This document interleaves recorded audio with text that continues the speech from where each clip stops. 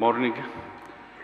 Dear Vice Rector for Research and Lifelong Education of the National Technical University of Athens, dear Vice Rector for Research and Lifelong Education of the National and Kapodistrian University of Athens, dear Deans, dear colleagues, ladies and gentlemen, it's with great pleasure to welcome you today in the historical premises of the National Technical University of Athens with the opportunity of hosting the Symposium of Why Research Integrity Matters. The National Technical University of Athens and the National and Kapodistrian University of Athens are both very proud to be the hosting institution of the 8th World Conference on Research Integrity that will take place in Athens in June 2024. As the co-chair of the conference, I am very honored to be collaborating with a great group of experts on research integrity and an experienced team of my professionals on the organization of world conferences. Research integrity, namely conducting research while implementing good research practices and adhering to certain principles and standards, is crucial for the realization of the benefits of research and the societal value entailed in this endeavor. Today, we will have the opportunity to discuss on the various aspects and type of issues and problems that arise within the different stages of research conduct while taking into consideration all types of stakeholders involved in research and its applications. Thank you all for joining us today, and I hope you will enjoy the symposium. I would like now to call on stage the Vice Rector of Research and Lifelong Education of the National Technical University of Athens, Professor Hadjigeorgiou. Thank you very much.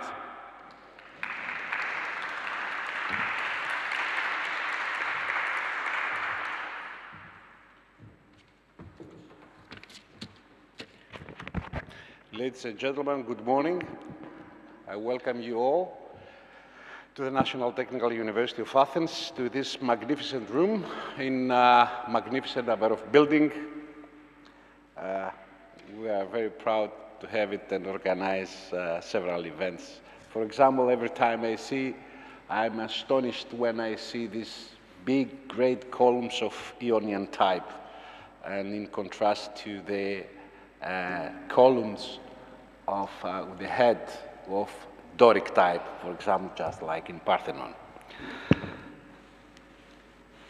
So, here, the National Technical University of Athens and the National and Kapodistrian University of Athens, we are very proud and honored to co-organize and host the 8th World Conference on Research Integrity in Athens in 2024. We are well aware that research integrity is a gatekeeper, a facilitator for trustworthy research, for research that is solidly based on robust methodologies, transparency and openness, for research that produces results which promote knowledge, expand humanity's horizons, and render societies more resilient and less unequal. The National Technical University of Athens pursues strategic synergies to enhance the exploitation of research results for the benefit of the society. We promote also the creation of research networks, offering an open space for collaboration among scientists across and beyond Europe, and thereby give impetus to research advancements and responsible innovation.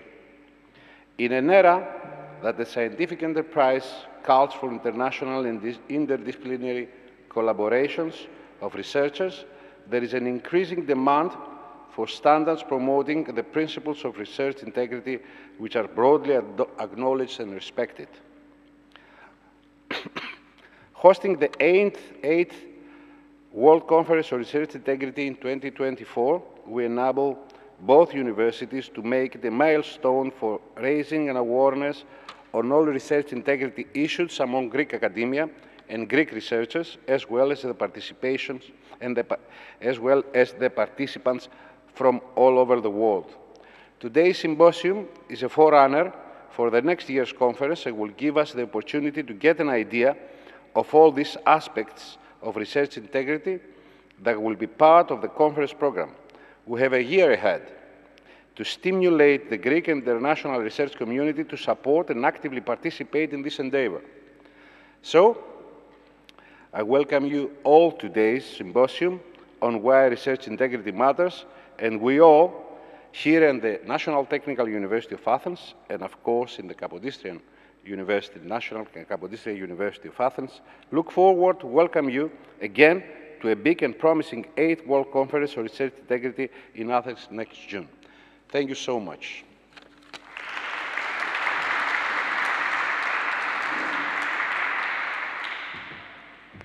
Now, I would like to call on stage Professor Nikolaos Voulgaris, Vice Chair of National at Kapodistrian University of Athens.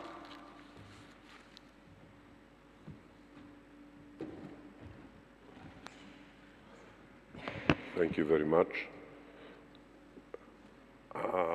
Good morning, everyone. I won't go into the formal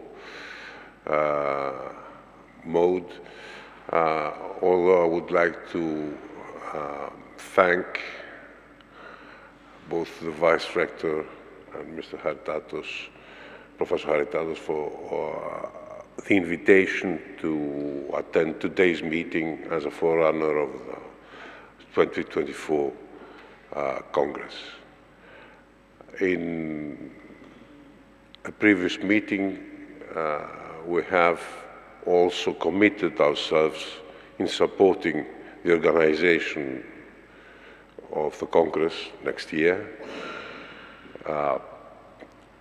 That means, not personally, but the whole university is committed to back up the Congress next year. That means that the Congress starts off with two positive facts. Both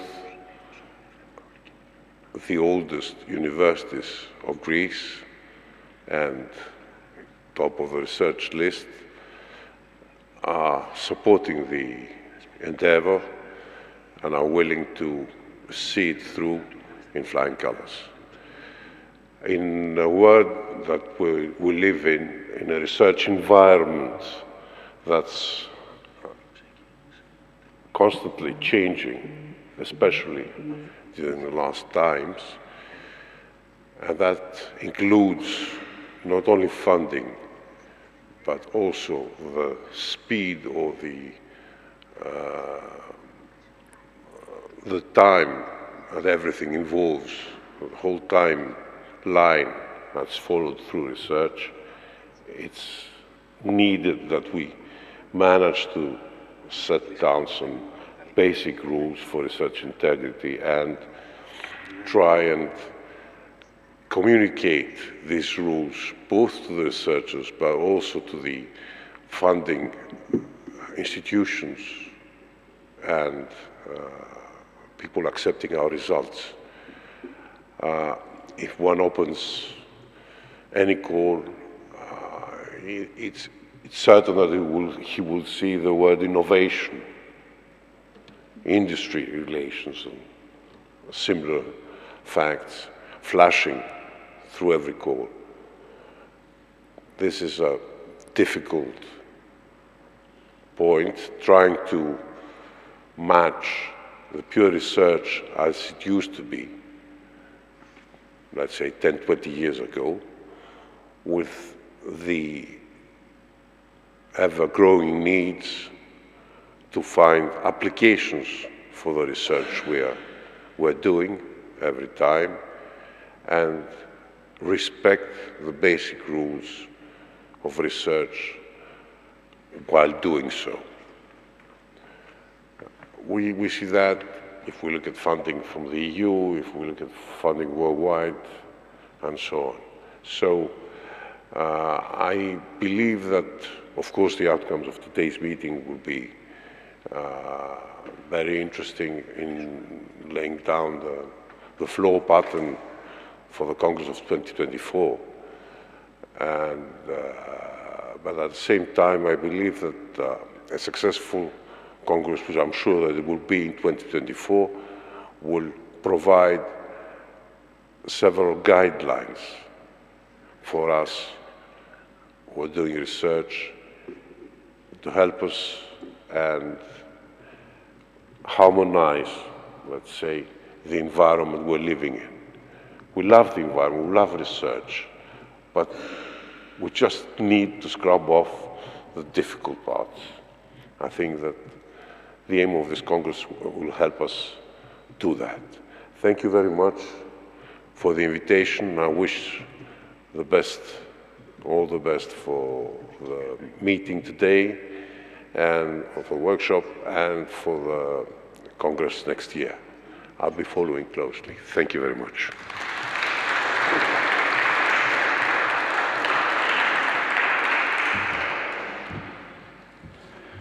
Thank you, Professor Voulgaris. And now, I would like to call Daniel Barr. Daniel Barr is Principal Research Integrity Advisor at MIT University of Melbourne. Please. His presentation is on research integrity and innovation integrity. This is something that I suspect is of special interest for us in working so close to innovation. Daniel, please. Great. Thank you very much. Thank you very much to the organisers for the very kind and wonderful invitation to join you today in person and online. My name is Daniel Kalimera. Today I'll be talking about erevna και καινοτομία and integrity.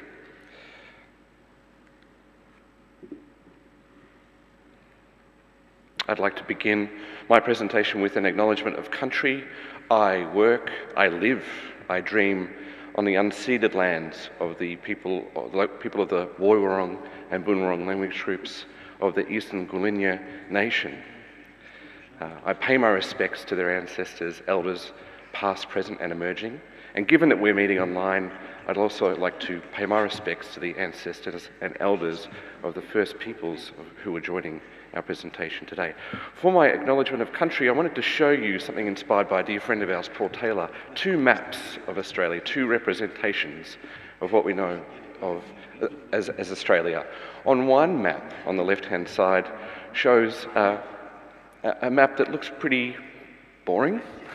It has some interesting information, some marks of where the rivers are, where the borders are, and it highlights one of the world's largest Greek cities, that is Melbourne. We're very, very proud of our Greek community and the culture that they bring to our lives. The other map, I'm sure you will agree, is much more colourful, much more interesting, and probably much more meaningful. It's an attempt at representing the various social, language groups, nations and clans that make up Aboriginal Australia.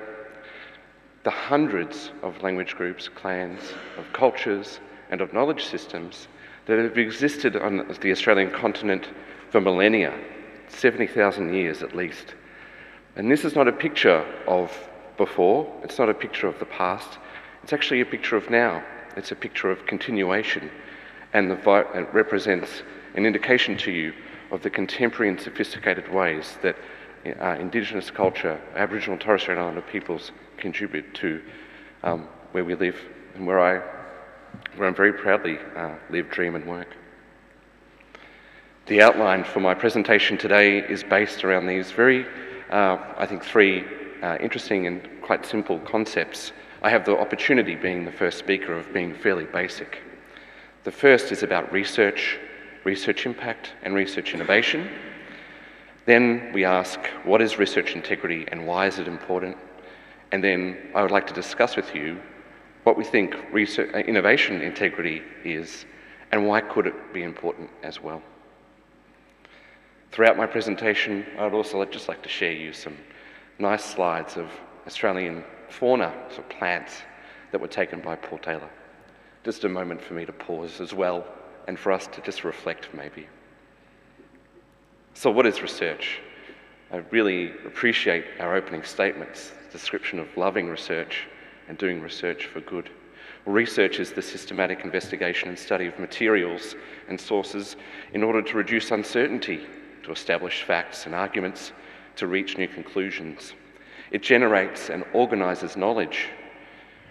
The motivation for many researchers for embarking on a research career is to understand something better, in the hope that it will change our lives for good. This is true for artist researchers wishing to develop better ways of curation, such that artworks beyond the Western sphere of influence can be shared with others for a societal change. It's true for professors in law wishing to make changes to legal frameworks for asylum seekers. It's true for microbiologists wishing to develop better systems to detect pathogens in wastewater such that we can use it for new and interesting things. It's also true for engineers and planning researchers working out how better to maintain buildings and save small economies and large lots of money. Those are descriptions of research impact. This is representation and an argument that the story of research does not end at publication. For it to deliver benefit, it has to be used by someone to deliver an impact. This may be in setting a policy, developing a drug. The impacts of research are broad and far-reaching. All research has the potential for impact, but without directed effort, the impact of research can be delayed, it can be unpredictable, or even unrealised. And importantly, we sometimes phrase impacts only as impacts, but there are positive impacts, and the impact of research can also be considered negative. So what is kenotomia? What is innovation? In the context of research, innovation is the translation of research knowledge in the making of something new or in doing something established in a different or better way to benefit the environment, society, and/or the economy. Research innovation moves research outputs closer to or in partnership end users of research, such as industry, government, and communities. Research innovation is an important component for ensuring the impact of research, but it's not necessary to be there, but it's certainly an important component. This is a representation of a research impact framework or pathway. It starts with research being conducted, research activities that yield and lead to research outputs, such as publications. The next step on the impact pathway are then what we're calling today innovation processes. Critically important is translation, this concept of translation and the processes that take research outputs to deliver outcomes, such as a change in policy or a new technology. Beyond that, and the final step, is impact, the use of these outcomes for a better world, in the society, to the economy, or the environment. And you can see there an expansion, a big bang from research to research impact, maybe indicating more people being involved, more processes being involved, more complexity, maybe more diversity in terms of potential outcomes. Pardon me. A chance then to reflect. This is the basic, just to share with you and breathe in a bit of indication of the forest, or as we say in Australia, the bush. What is research integrity? Research integrity is a coherent and consistent adherence or sticking to principles that underpin the trustworthiness of research. This is a definition we've adapted from colleagues in Canada. The principles of research integrity are demonstrable. You can see them in practices. They're there, they're intrinsic. Sometimes they're hard to see, but they are there. And they apply to all research regardless of discipline or scope. In other words, it applies to engineering, to biomedicine, to the creative practices, to design. The principles form the basis of responsibilities and the other things that researchers, institutions, and other actors involved in research must or should do. So this definition is really focused on principles. So what are they? Pardon me. Well, this will be very familiar to many of you in the room. The Singapore Statement was perhaps the best early example of trying to describe and define research integrity based around principles. It was a key moment in the development of our understanding of research integrity and its governance. This idea that it could be so simply articulated and be important for all disciplines. Honesty, accountability, professional courtesy and fairness, and good stewardship. The Singapore Statement has inspired other code makers, policy makers, legislators, researchers to develop other codes based around the principles of research integrity in order to govern it. I'm one of those. I'll put my hand up and just come out as one of those code makers. And the inspiring way that the Singapore Statement has been used as the basis for developing a guiding principles that can apply across economies across the Asia-Pacific. We found that a close to consensus set of guiding principles were honesty, responsibility, rigour, transparency, respect, fairness, and diversity. So there's a lot of similarity and a clear lineage.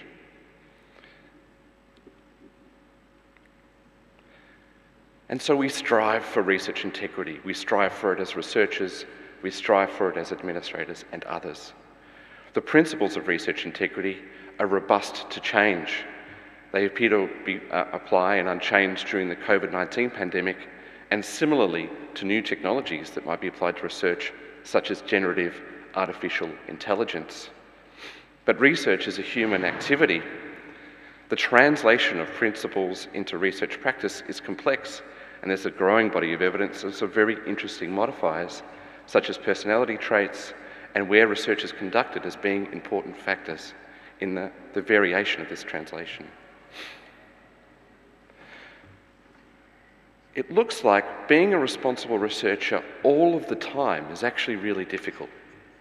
It looks like, despite the best of intentions, errors get made, mistakes are made, humans are being humans, as such that the principles of research integrity and research conduct aren't met. This variation in conduct and administration can result in breaches of research integrity that can have significantly negative downstream effects to our trust in research. There's some very nice information from a variety of different sources, including the National Research Integrity Survey that was conducted in the Netherlands. This survey looked at the prevalence of both responsible and irresponsible research practices. I'm focusing on here the irresponsible. In the last 3 years, 1 in 2 researchers engaged frequently in at least one questionable research practice, while 1 in 12 reported having falsified or fabricated research at least once. This is not what you would imagine people outside of research, our end users, would expect. Questionable research practices appear to meet the definition also of breaches of research integrity and can harm the trust in research, even if they're minor. There's some interesting factors and insights developed by this survey. Early career research professionals, early career researchers and junior researchers appear particularly sensitive to the potential for breaches of research integrity. And there are a number of factors that might be involved in modifying and preventing the possibility of irresponsible research practices from occurring. These include the pressure to publish, perceptions of organisational justice, and the perceptions of the likelihood of being detected. And so it's really complex research and meeting the principles of research integrity. We try to represent this to better understand it as a research integrity spectrum. This shows the variation in research conducted by researchers. On one side, there's research that meets the principles of research integrity different ways. Following ethics approval, having appropriate design and methodology, being a great supervisor of junior colleagues, fair and honest authorship, rigorous and transparent research, citing other work, and so on and so forth. On the other side of the spectrum then are where research conduct doesn't meet the principles that apply, resulting in things such as not following an ethics approval, using flawed designs and methodology, mismanaging data, being an inadequate supervisor, a particularly bad one, unfair and dishonest authorship, research that is not reproducible, plagiarism, falsification, fabrication.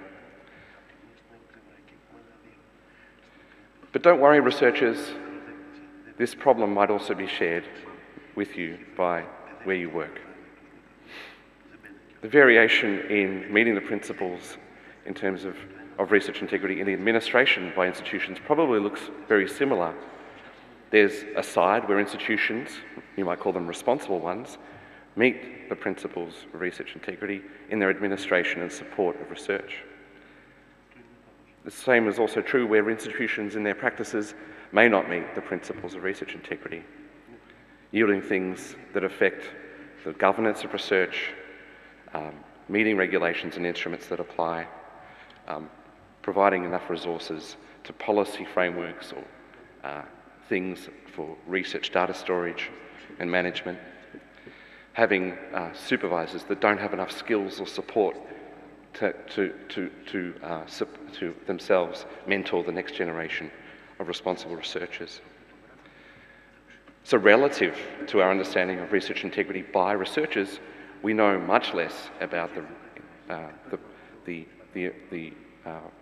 institutions meeting the principles of research integrity and what this looks like.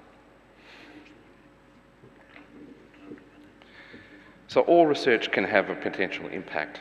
Research integrity mitigates diverse risks in research. It also tells us how research is best conducted by researchers and administered by institutions. So while its ability to generate standards and compliance frameworks, research integrity and the principles and the way we talk about it is probably something more than that. It probably tells us how to generate high quality and excellent research as well. Research integrity ensures that research can add to knowledge, potentially be useful, and have positive impacts. So there, another moment, if you'll permit me.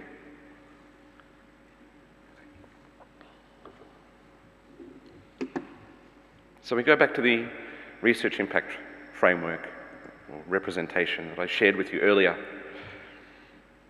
We have research at the beginning and from there, innovation processes. Compared to innovation processes and impact processes, we understand research integrity and how it applies to research fairly well. In comparison, integrity is not well understood for innovation and impact processes, but I'm sure we would all agree integrity is critical for the positive impacts of research and should then apply throughout this big bang of research to impact.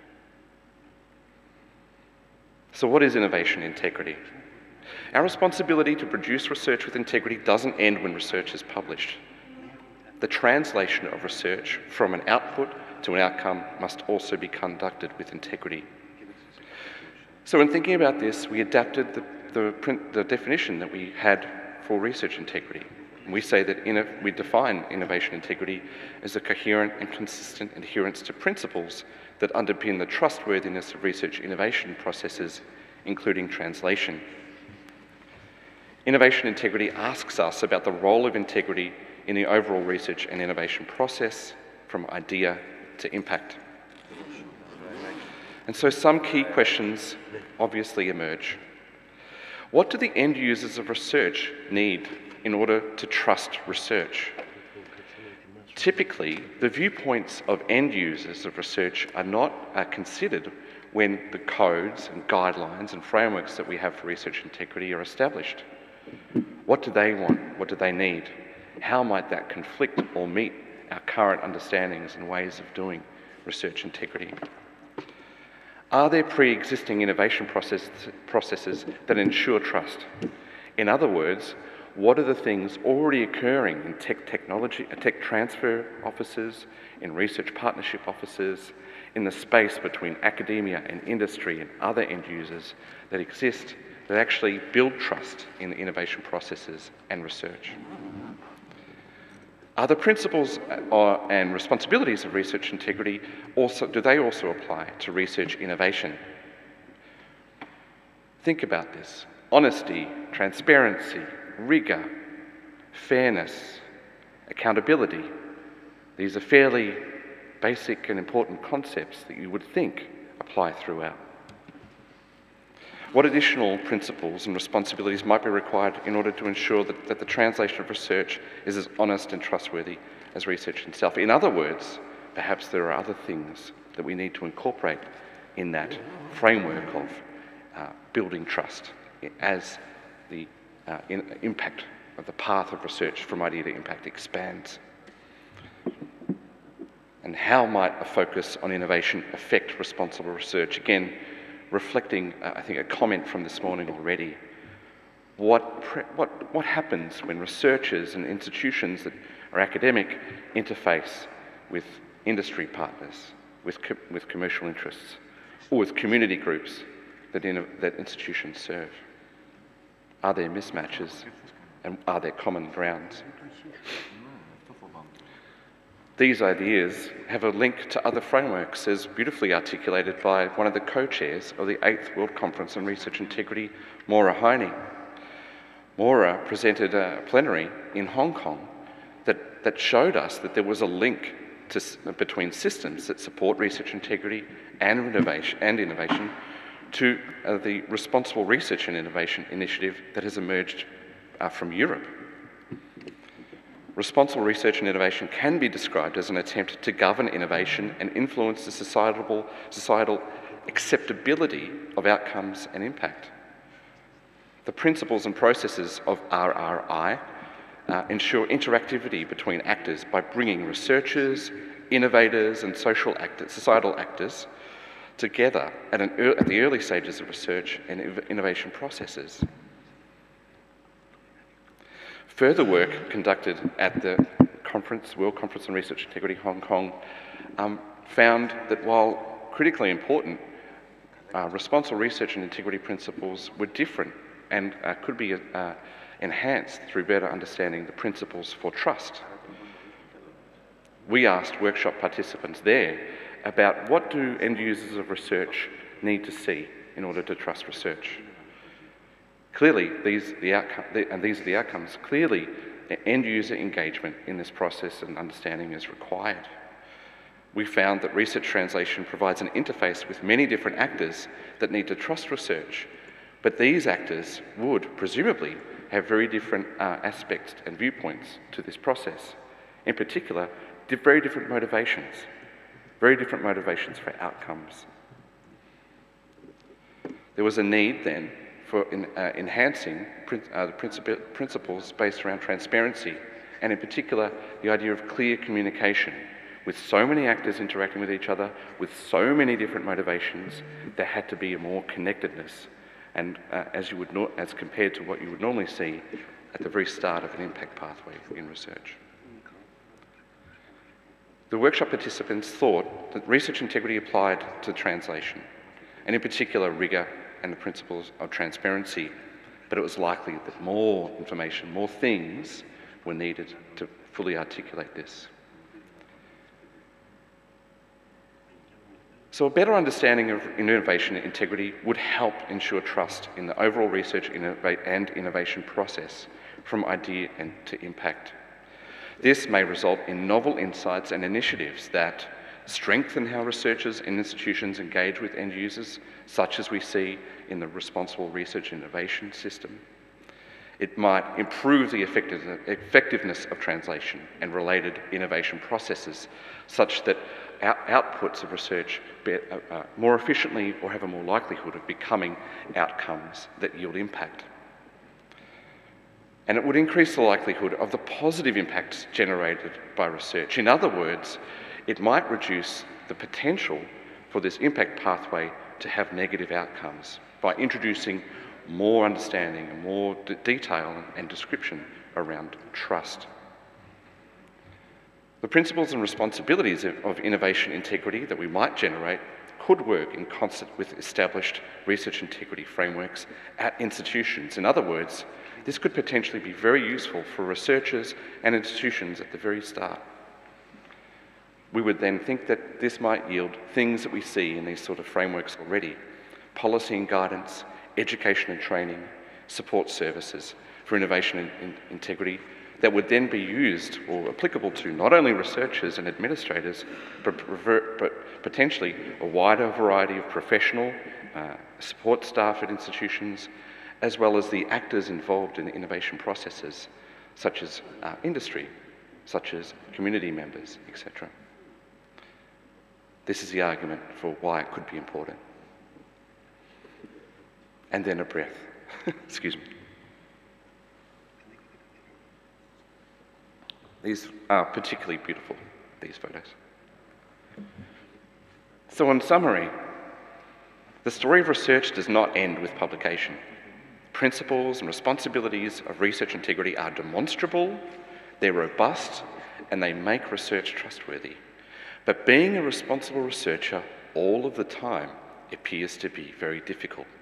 The same might be true for the other actors involved in research, such as institutions. The principles and responsibilities of research integrity are essential, but they may be insufficient to fully guide the overall research and innovation process. And so we think a foundation for innovation integrity equivalent to research integrity is needed. An understanding of innovation integrity requires engagement with end users of our research in order to determine what they need in order to trust it. This might result in new insights, new initiatives that better ensure the positive impact of research.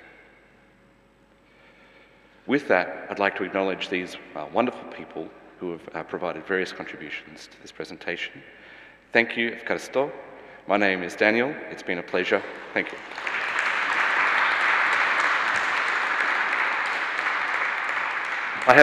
Thank you very much. I also have a set of references on the slides. Yeah. We have some time for questions, if any. Please.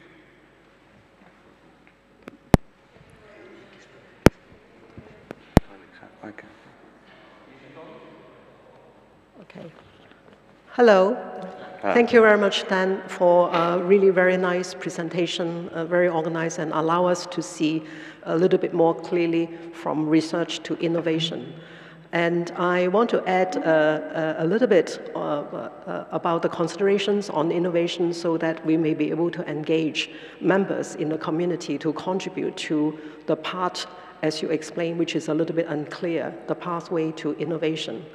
So when we embark on the research, we have a research question at hand, and so therefore it can be leading to various directions as a research outcome. But when we are talking about innovation, many a time there is a problem solving, a solution at hand. So there is something that we wish to solve, but put in the research effort, hoping that it will be resolved in a better way than before, or to do it in a way that was not done before. So therefore there is innovation. Since it is outcome-oriented from the start, therefore, when we are talking about research integrity and the risk associated with embarking on research innovation is that we may be unconsciously biased because there is an outcome at the other end that was the driving force for embarking on the research in the first place. Many a time in research, we have research grant funding agencies that are funding the research activity. But in innovation, sometimes it's not funded, but when it is funded, there is the funder or the end user or the industry sponsor at the other end.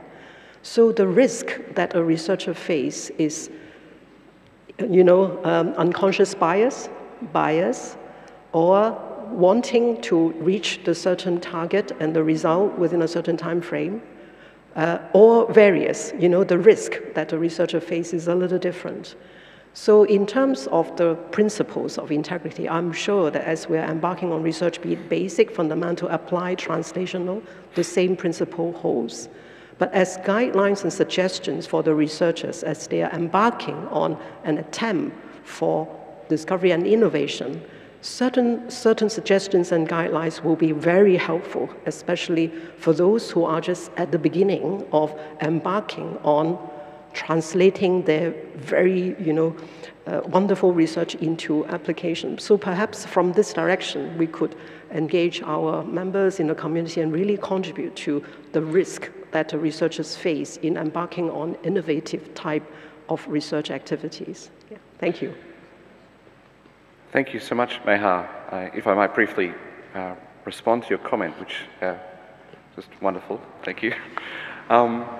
Yes, the short answer is yes.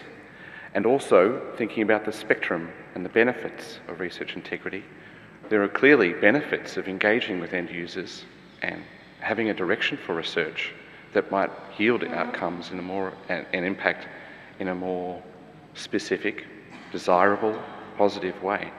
But I really appreciate your comment, and I thank you very much. Yeah. Thanks, Dan. That was an excellent talk. And you did mention quite clearly publication is not the end. That's really true. And you did mention, you know, we need new principles for the translation into implementation. So I just wanted to ask your thoughts about how we best communicate uncertainty, because research is never black and white, it's never true or false. You know, there's a degree of uncertainty, but to actually accurately communicate that, I think is a big issue here in this context. Thank you so much, Sabina, for your question and comment. This appeared at the end of our work in Hong Kong together with Maura and Zoe Hammett, who's in the room with us. Thank you, Zoe. This idea that actually, yeah, we need to be able to clearly communicate to manage expectations that might not yield to full understanding by our sponsors, by our end users that we engage with, but that are very clearly written down and that very clearly say what the process of research reduces uncertainty and you might not get the outcomes that you expect. We already see this at an institution at RMIT that is has a very outward focused to impact for the communities that we serve. We find that sometimes sponsors of research contracts or even research collaborations with our researchers don't want the researchers to publish the outputs in policy documents, white papers, or things that are outside of the scholarly sphere. It's already a challenge, and I think, and as you pointed out, I think this process at least might make a step towards supporting the likelihood of that being a bit more comfortable. Thank you, Mayor. Please go ahead. Wonderful presentation, Dan. I particularly liked your pathway from research through to innovation, and that's that's where the focus for my question. So you talked about how at the start of the process, the research integrity domain is well understood, and you talked about how further along in the process, the innovation integrity domain is less well understood. And my question is about the stakeholders that will need to be part of the conversation to better understand the innovation integrity space so that we can bring the worlds of research, the worlds of translation and transfer and innovation together to better understand that. And maybe you could talk about particular stakeholders in general that you'd like to engage with, or and maybe some examples from RMIT as well. Thank you. Yeah, well, thank you very much, Chris.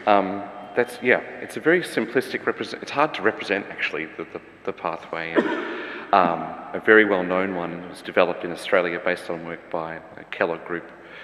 And that work is actually, their impact framework is used by the CSIRO, which shows that idea of from idea, setting up a project all the way to impact, and throughout it loops back filled with engagement. There's a whole layer of engagement that occurs. This engagement occurs particularly well as you go along when contract researchers, and a commercial partner are really fully aligned and have that understanding. Actually, at the moment, they're probably not articulated as research integrity or innovation integrity principles and practices. They're articulated in other ways. Pre-existing processes for intellectual property, contract research, and the undescribed things that occur when humans interact with humans. There are some very good examples from RMIT and from Australia. The examples with the pictures, the photos of art curation, of wastewater management and improving detection, of council buildings having a better system for saving money and maintenance, are all real-world case studies that have come from RMIT and other institutions. So one example is in microbiology, environmental microbiology and wastewater, which for many of us, including me, is slightly a little bit off-putting as an idea. But to better, this started out as a determination and wish just to better understand microbiology of the wastewater systems that actually yielded outputs and research findings that were about detection of pathogenic microbes at much higher precision and accuracy than world standard. So with that technology, those researchers have entered into large partnerships with state-owned and private enterprises to use that technology to generate essentially what would you call it, biosolids that you could use for many more applications and real-world impact than we do now, like getting rid of it. That would be in things such as even the production of renewable energy sources and other things. That's just still a very high-level example. Thank you. Yeah. Any other questions? I'll pass it down.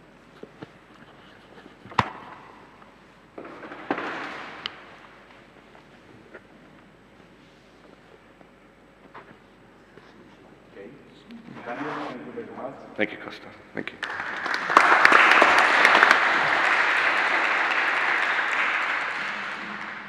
Seems that next time that we are going to innovate, the passport that we need is research integrity. Now I am more than glad to invite on stage Dr. Spirakou and Dr. Panagiotis Kavouras, Eleni and Panos, my colleagues, for the next presentation that is reliable results for responsible innovation and policy making. Thank you.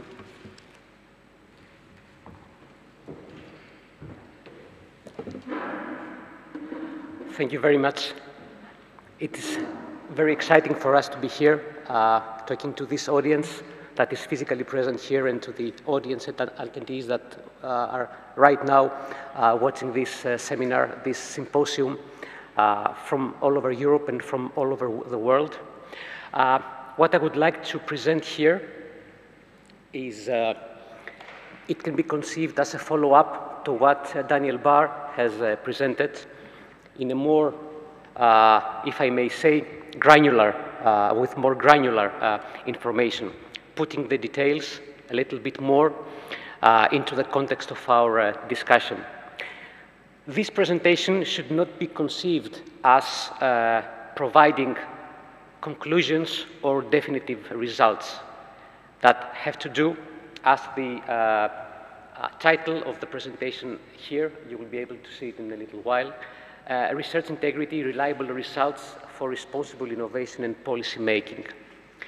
It is a first step in a nice exploration that we are going to do, and this presentation was actually inspired by the work that Daniel Barr and his colleagues in RMIT University in Melbourne had done. So thank you for setting the scene, for providing information that we will try with Eleni to be a bit more detailed and provide the context not only from the perspective of technology and natural sciences, but also from the perspective of social sciences and humanities. So, this work will accumulate in a document that will be part of the work that we are going to do in the context of the 8th World Conference of Research Integrity, and the focus track that will deal on how research integrity could facilitate or could make more efficient in some aspects innovation, meaning technological innovation, social innovation, and policy making. We are aware that research integrity by itself cannot save the world, but at least it would be excellent if we could find some blind spots that exist today. Also, as Daniel presented, perhaps find new principles that we may follow in the context, again, of translation of research into higher technology readiness levels, as I'm going to describe in a little while. So this was a very short introduction on how we are thinking right now. It is a process in the making. So it will be a nice journey until the World Conference of Research Integrity in a year in Athens, and a little bit after that, in order to conclude this kind of exploration that we are going to make. So we start with the assumption that societies are more directly affected by innovation and policy making than by research per se, meaning that societies, lay people, and even policymakers are not actually in the laboratory, do not actually read too much scientific publications, but they are much affected by the results of technological innovation, drugs, or new devices, smartphones, artificial intelligence, and of course, they are also directly affected by policy making that is or should be based on evidence, that this evidence is produced by research. And another main point is, and our scope is to extend the positive influence of research conducted with integrity to policy making and innovation, meaning to processes that produce, as I already mentioned in our assumption, research impact, societal impact, economic impact, technological impact, political impact, etc., etc. For me, that I am a physicist, it would be a very nice if we could follow just a linear approach, meaning that we start by seeing what reliable technology and what reliable social innovation is as the two pillars of responsible innovation. Then, if we see the definition of social innovation that we found it from the site of the European Commission, this is a definition that Eleni will also mention, that social innovations are new ideas that meet social needs, create social relationships, and form new collaborations. These innovations can be products, services, or models addressing unmet needs more effectively. So it kind of gives a step towards policy making. So our, let's say, task would be just to see what happens perhaps at the interface of these areas. However, this is not how the world works. So we might need to think it over conceptually as a circular process that involves reliable technology, reliable social innovation, and responsible policy making, these three elements constituting responsible innovation. So this circular approach means that any one of these three arrows could be the initial, the starting arrow. So these three things could have a dialectic relationship between them, meaning we might start from a disruptive technology, artificial intelligence, extended reality technologies, organoid research, some examples that are also being studied within the context of Europe and beyond Europe, of course, that we should provide safeguards in order for them to provide reliable social innovation and responsible policy making. However, if someone is a policymaker or a politician at a very high level, at a political level, then she might sense something from society, a demand for a better reliable, for a more reliable or a more responsible social innovation. So, needing to create a technology that would meet, or a social innovation that would meet these kind of needs. So this approach of circularity needs to be at the back, at the front of our heads. And especially for people like me that like linear approaches, this is not the case. This is seemingly not the case here. So I would like to start the first part of the presentation / discussion, presenting some thoughts about reliable technology. Some of us know, some of us who are perhaps more familiar with biomedicine and natural and engineering sciences, that we are talking about technology that is being described with regard to its maturity with the so-called technology readiness levels. We see here that we start from number 1 and we end up at number 9.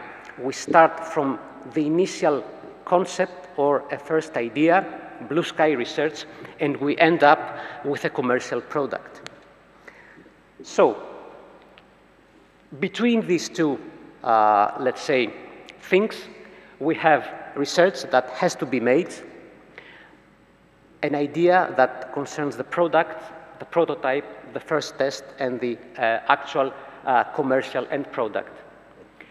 From the upper side, we can see how these steps, how these technology readiness levels are described in the context of non-biomedical research, and at the bottom side, in the context of biomedical research.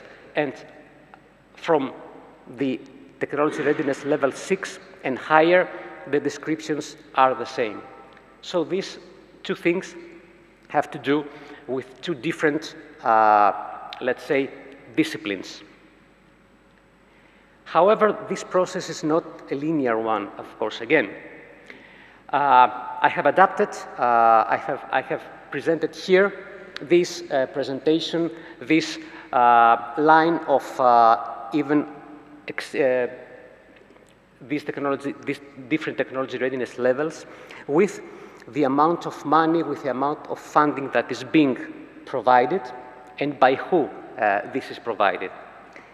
We start, for example, at the lower technology levels where funding is relatively lower than at the other side of this diagram, where it is funded mainly by universities and research-performing organizations. This is academic-oriented research, or research that is being made in academic contexts. Then we have the research that is mainly funded by industry, and it is more, of course, close to the end products, to commercialization of research. However, there is something like a gap in between, which is ominously called the valley of death. So this valley of death means that something that may seem promising at this stage may not materialize at the end because of this lack of funding. Who is to be blamed and what are the reasons for this strange thing? I tried to collect some reasons here from people that have already done a lot of work that try to explain this valley of death, this gap on intermediate technology readiness levels. One is that the researchers that work in academic settings and the researchers that work in industrial settings have a different culture. Another thing is that there must be a knowledge, that there must be cross-fertilization of knowledge, of processes from both sides. And an interesting finding was that academia and industry should conduct more joint research projects.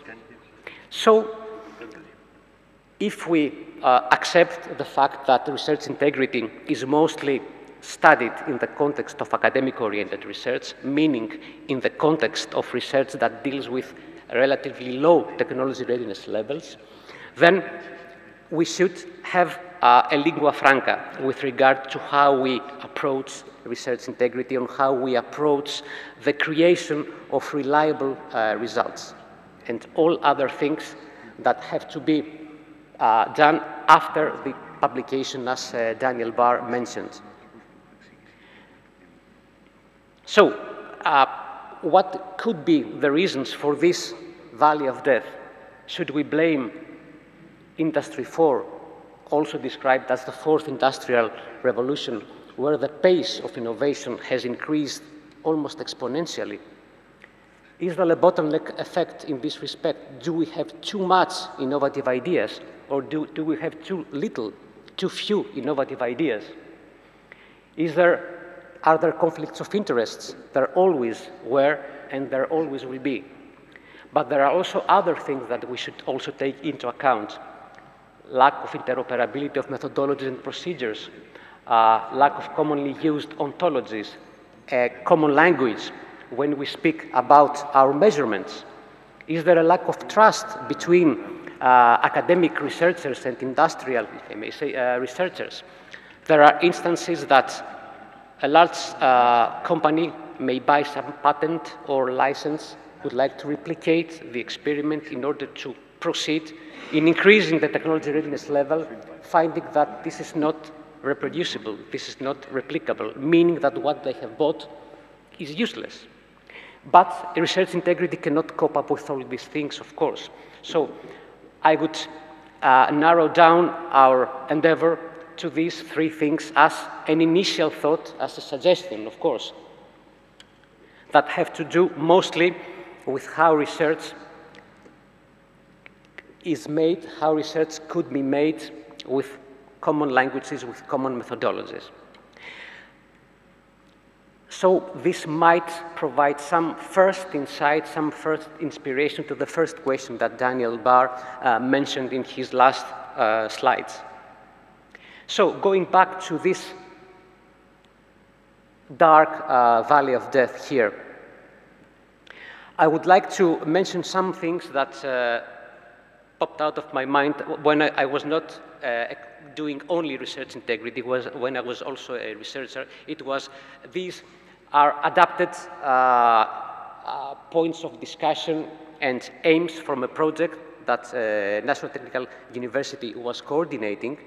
And if someone looks all these aims and needs, then when I found I was at the same time doing research integrity, that was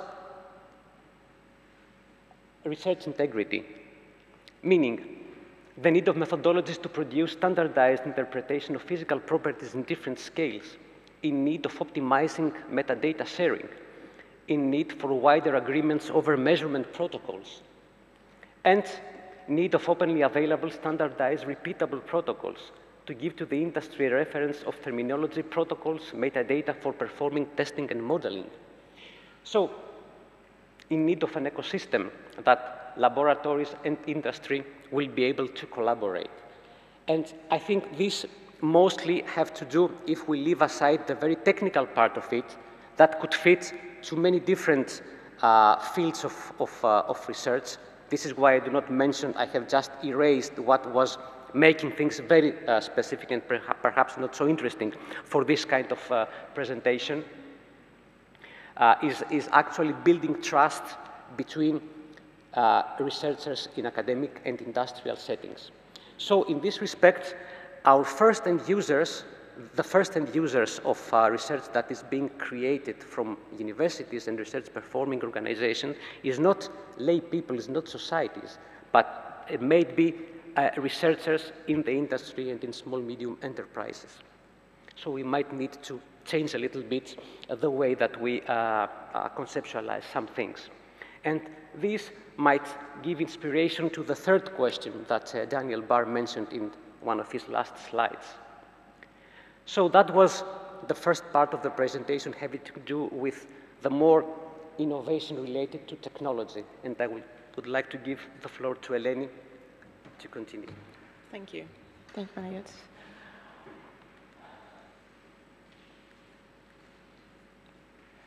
So, going back to terms and concepts, since we both Daniel and Panagiotis mentioned that we need common concepts in order to communicate, and whether we agree or not, to find the proper way to have a dialogue.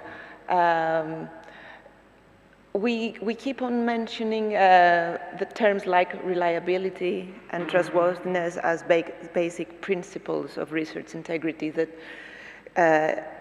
can be applied to all these various fields and disciplines of research. We are talking about reliable results, but first we need to agree on what we mean by reliable results and what is reliability. So we need certain criteria for assessing the results and agree on whether the results can be reliable. and also take into consideration the recipients of the results, both the outputs and later the outcomes of all research work, all research conducted. So it's not only a quality, a property that results themselves bear, but also it's a matter of communication and whether the recipients of the results understand and can assess and realize and decide on whether or not these are indeed reliable results. So we also need to convince the recipients of the research outputs and outcomes. This dialectical, let's say,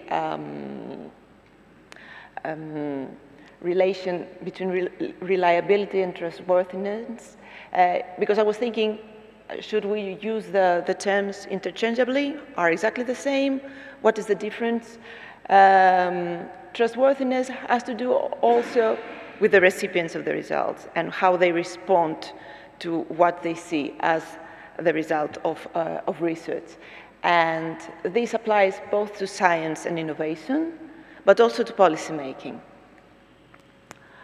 Having already discussed about the natural sciences and the engineering and also biomedical sciences are, for the lay people, let's say, it's easier to understand why research integrity is a thing, is an important topic to discuss about.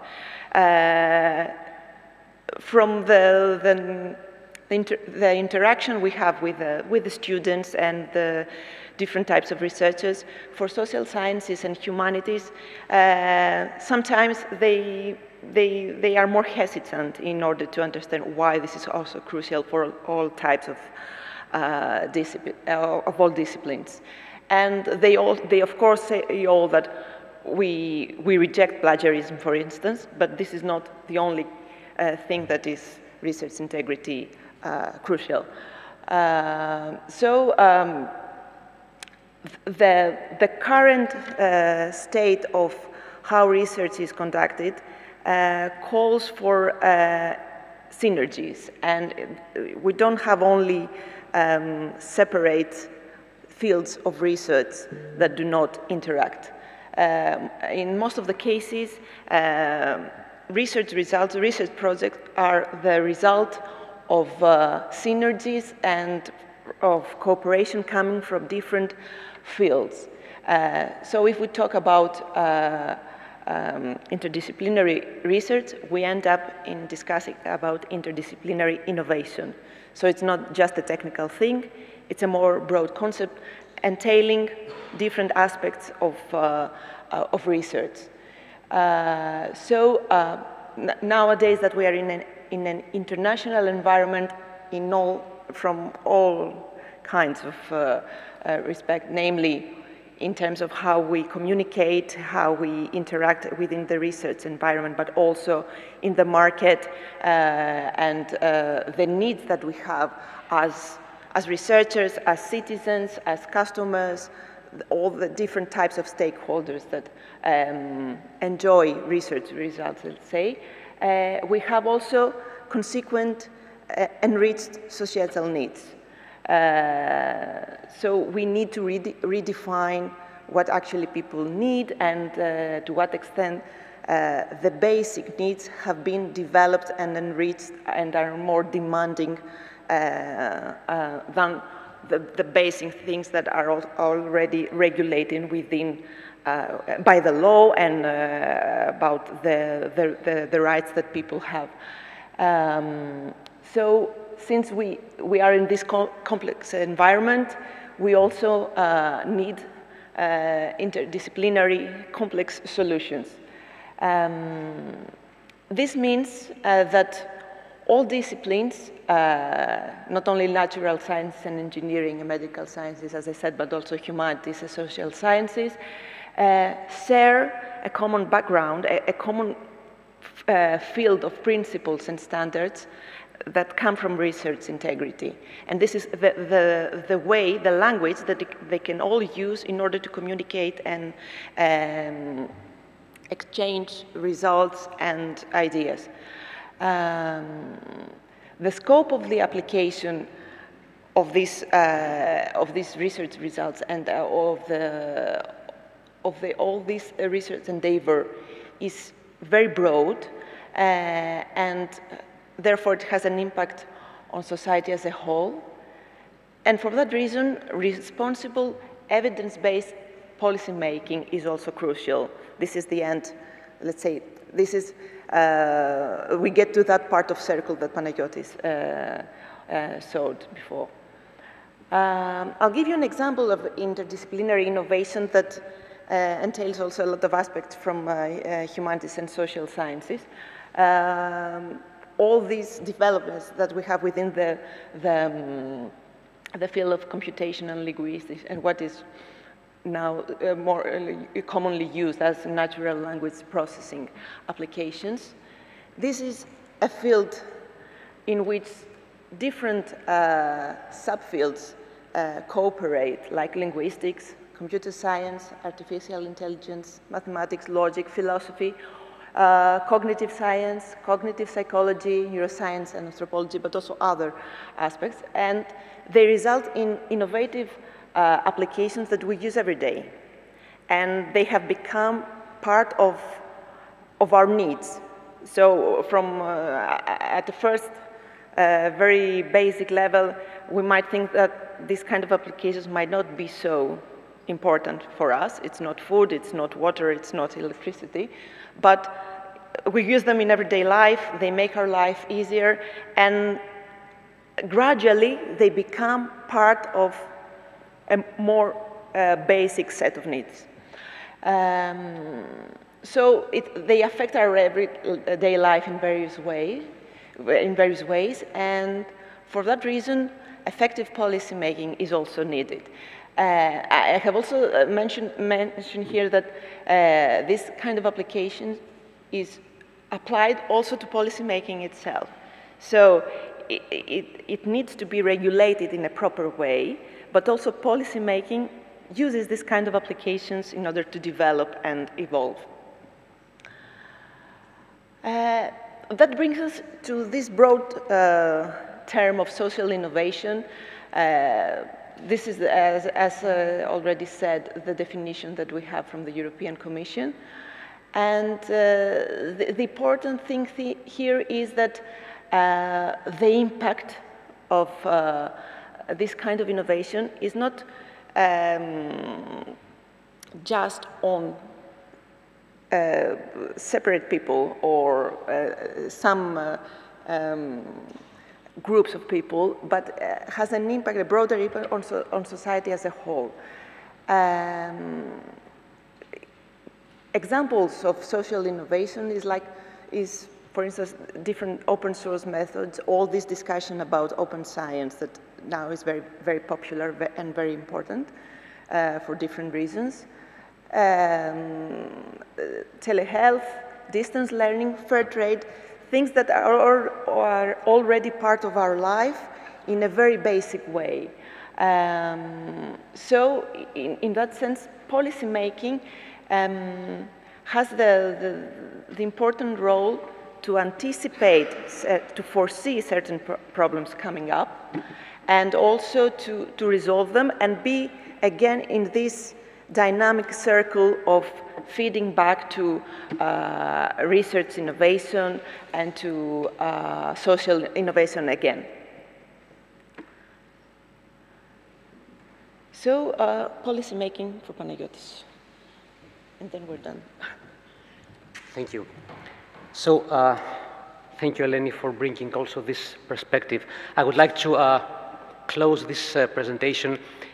This presentation doesn't have conclusions since, as I already mentioned, is a starting of a nice journey that will end up in conclusions, hopefully, at the 8th World Conference of Research Integrity. And mentioning some things about responsible policy making.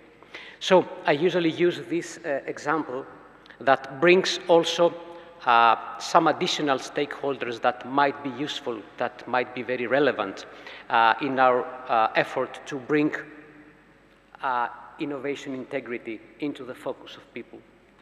So when we have a really technological question, whether it is responsible to build more nuclear plants or build a nuclear plant in a country that does not have. So it is a very difficult, a very challenging decision that should be based on a multiplicity of parameters, and as a result, to people that have different types of knowledge.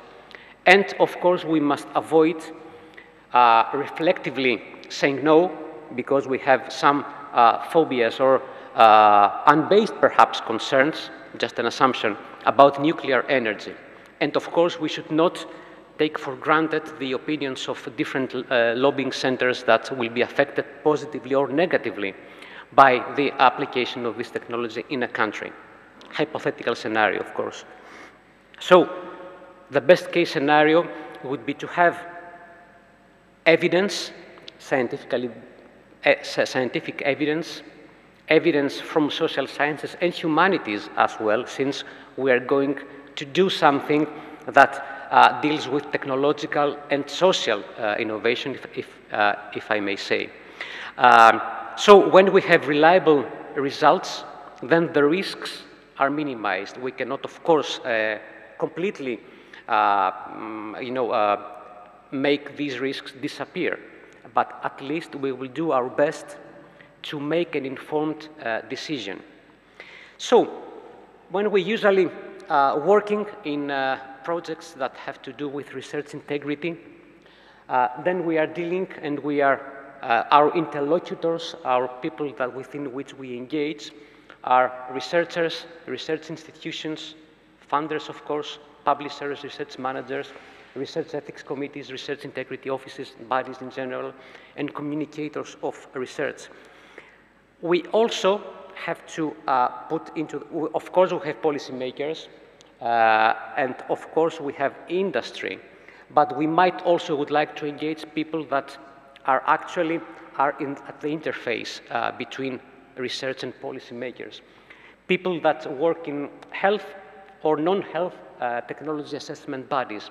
These are people that use the methods of engaging with the public, but they are not usually the usual stakeholders that we go and discuss with. And of course, I do not would like to imply that we have to hijack research integrity with different types of stakeholders, but at least to take the best out of them, meaning to take what is very relevant to research integrity. And I think these are the people that could help in this translational step of research, because this is what they do for a living. Also, of course, engage with non-publicly funded research performing organizations like industries and SMEs. We always say that we put them in the focus, we try to discuss with them, but it seems that we have to do better than that, involve them more deeply and more widely in our strive to have something sensible and meaningful at the end of the 8th World Conference of Research Integrity. And of course, policymakers in different levels. And I would like to end up and not be too technology, let's say, oriented, despite the fact that Eleni already made a presentation on this. When we were thinking about that, when we would like to put in the frame of innovation, social sciences and humanities, this is something that already, of course, exists. We did not invent the wheel. But I read very recently an article in Nature that was saying that scientific articles published in journals in the fields of social sciences and humanities are more likely to be cited in policy-making texts. That was the indicator that they used in order to prove that when we are talking about impact, when we are talking about policy making, we should also take into account what is happening in the social sciences and humanities. And just closing, and because most of us are well aware of the epistemological tradition conflicts that sometimes occur. For example, do social sciences and even more humanities need a replication drive? Since it seems that policymakers are really taking advantage of the knowledge that is being created by these fields, then we should also bring them even more close to us in this strive to have a more responsible, a more reliable translation of research. Thank you very much for your attention, and looking forward to discussions.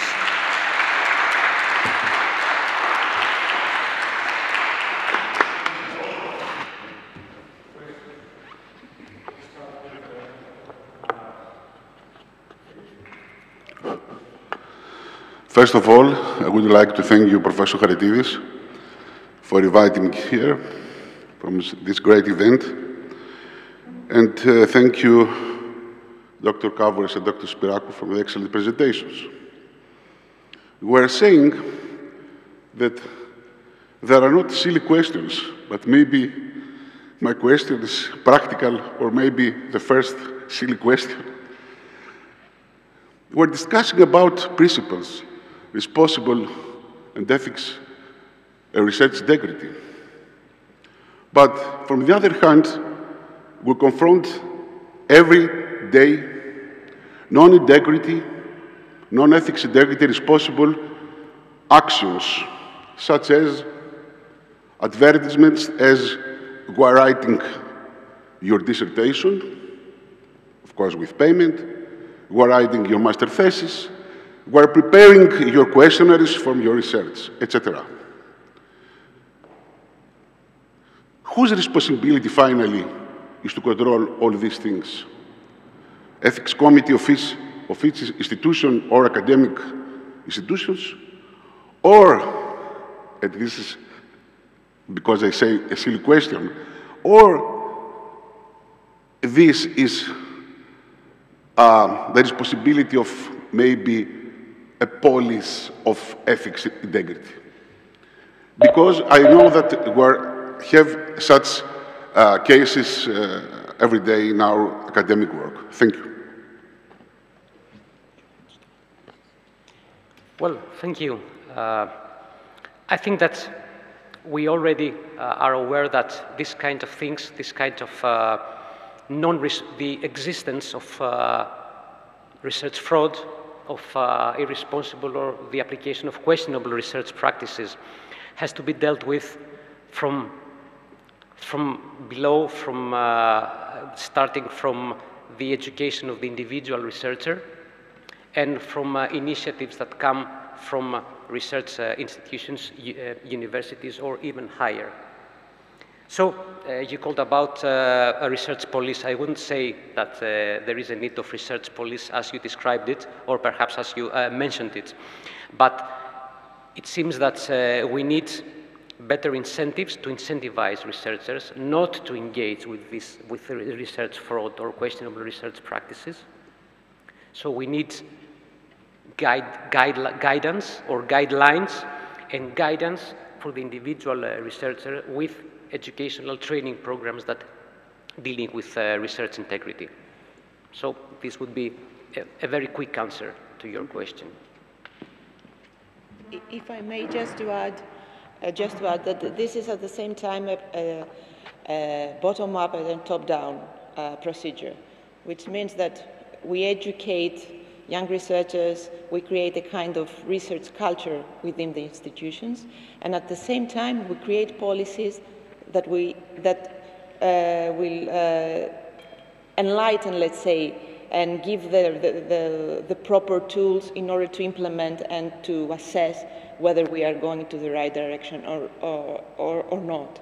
So it's both ways. We need a stick and a carrot, a police and a kind of culture, let's say. Well, thank you very much. And it's so nice to see the two driving forces of the next World Conference on stage together, standing there. It's really nice. And it's also nice to hear you speaking about stuff near to your heart. And I've got a question, and it's a real question. I'm in doubt about it myself. In my country, researchers believe mostly that they have no responsibility for their ideas passing the value of death. They say, my job is ended when the paper has been published, full stop. What is your view on that? Should researchers write policy papers themselves or be part of the writing team? Should they be involved in startups?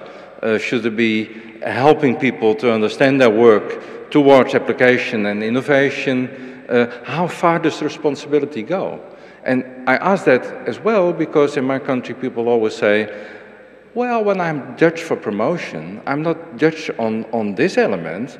I'm judged on my paper, on my teaching, on whether I'm a nice colleague maybe and supportive, but not on all this awful work passing through the desert of death.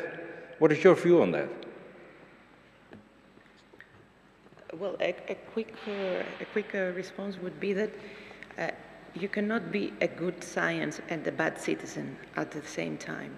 So your research product is your baby, but it doesn't end when you stop doing research.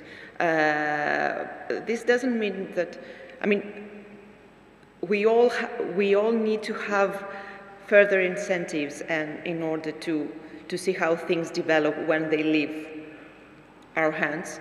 But this is also a procedure that comes that is being created within a certain culture.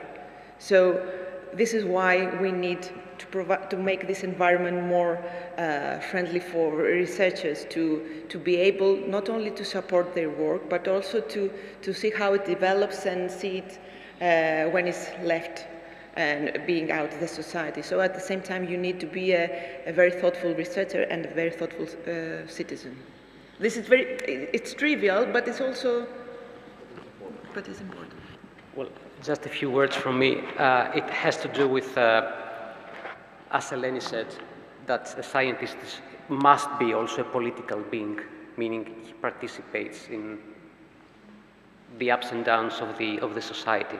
So I think we might be not so far from rushing scientists into the society because, well, if I may say this, a personal view, perhaps postmodernism has already demolished these ivory towers that perhaps old cat researchers were living in. So this thing that you said, Lex, and I perfectly agree with what Eleni said. Perhaps it is an opportune time to rush researchers more into the social sphere of decision and impact. So, and this is of course dovetails with the overarching theme of the 8th World Conference of Research Integrity. Thank you very much. I was really glad to see that last slide about the social sciences and the humanities, because as you were talking, I was thinking about, well, wait a minute, where are the social sciences and humanities in all of this? Because I think that there's a critical role for these disciplines to help move ideas along in terms of understanding how people will accept, trust, acknowledge, how to package information.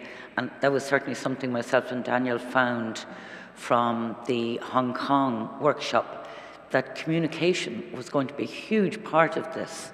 How do you actually explain what you're doing to other people? A lot of bench scientists are not very good at communicating their research. And I think it's unfair to expect them to suddenly become good communicators. So I think the role of the humanities and social sciences in terms of understanding not just how to communicate, but how that will be received, how people feel about research, how they feel about the outputs, how that can be managed, can be changed, just that much more general understanding of the human condition. I was really glad to see you tip your hat to that, but I think that it needs to be a bigger part of the conversation going forward.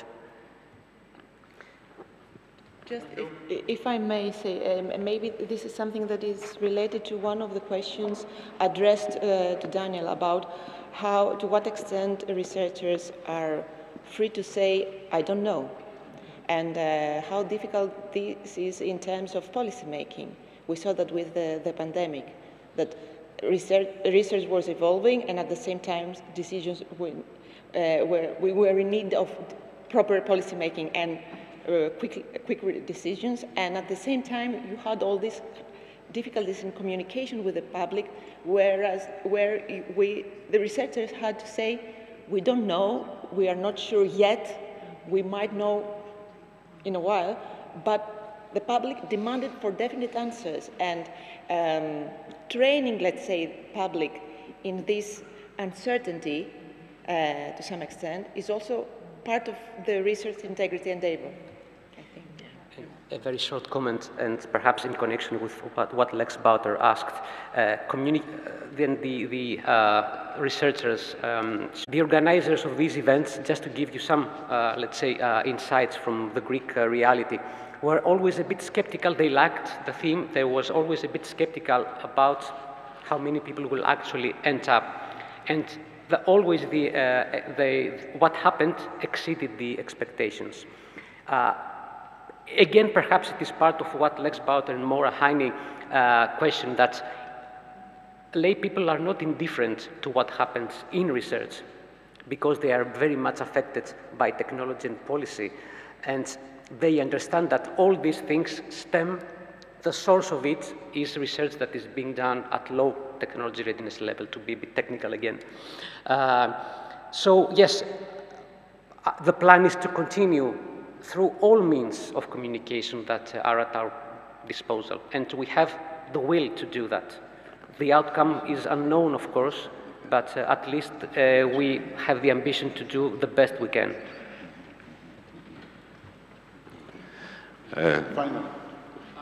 Yes, I would like to make a little bit more practical question, which is I would be really happy if it will be answered until the end of this symposium.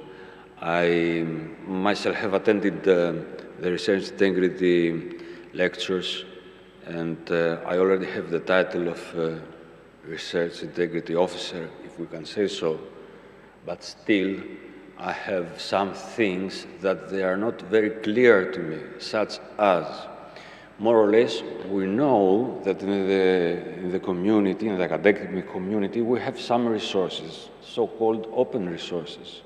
From the other hand, we have the final products.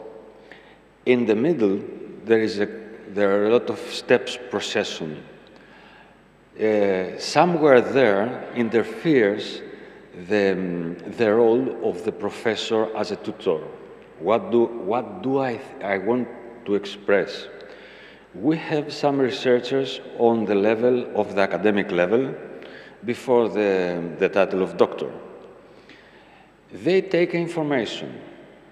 If they don't follow the rules of ethics, which will be the consequences, not by the manner of the policy, I mean, but there is a legal interest of money. That is, if I take your idea and I don't mention you, and I take advantage, which is money involved, then you can shoot me. Okay.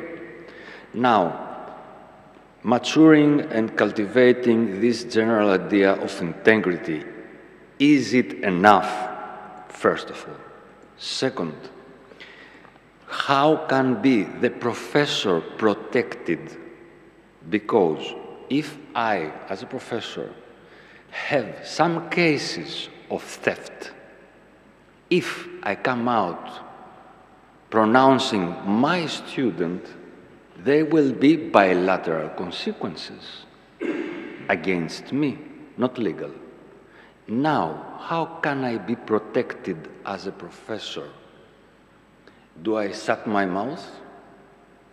Do I, make a scenario that will not come up somehow the matter?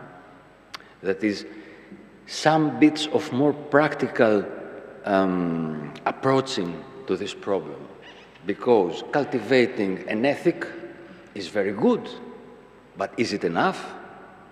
The practical side, because there is money involved also, and what is the protection for the professor? Two questions. Okay, thank you very much. It's not need to answer yourself, but I would like to hear. Thank you very much.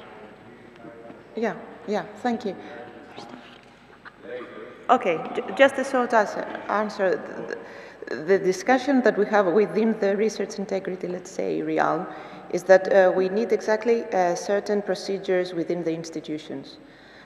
In more advanced systems than the Greek system, let's say, there are provisions for this kind of things.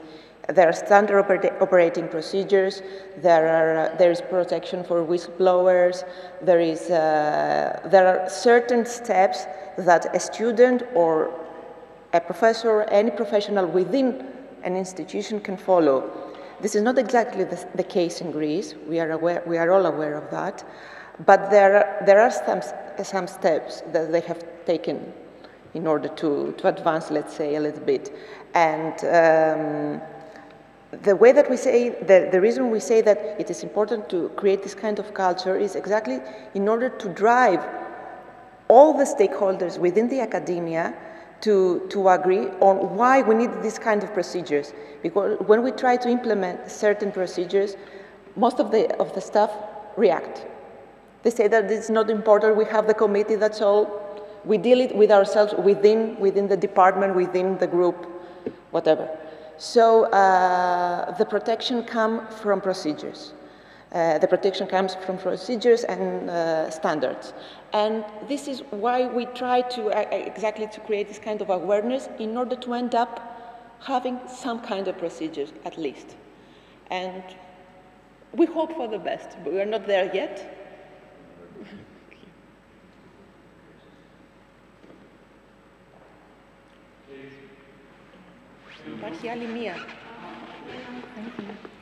Thank you very much and congratulations.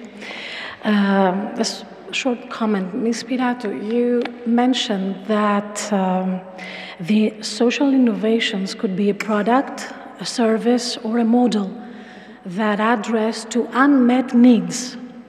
And for me, this is very important because we see accelerators like pandemics or climate change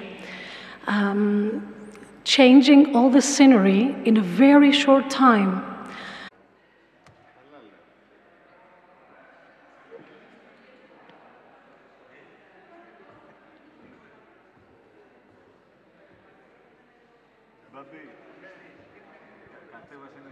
Yeah, a little bit of juice left, but yeah, about half juice. And ice cubes make it. Don't get the juice or the water from over there if you want it to be cold. It's not.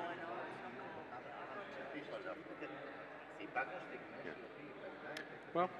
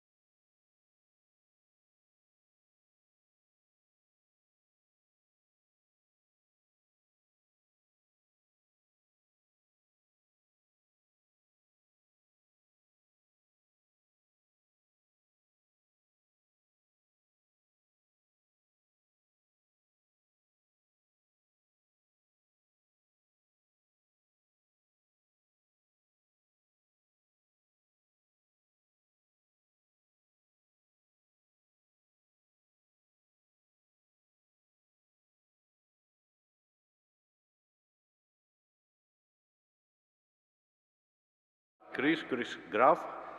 He's a Research Integrity Director in Springer Nature. Chris, welcome. And he will talk for Publish with Research Integrity Challenges and Opportunities.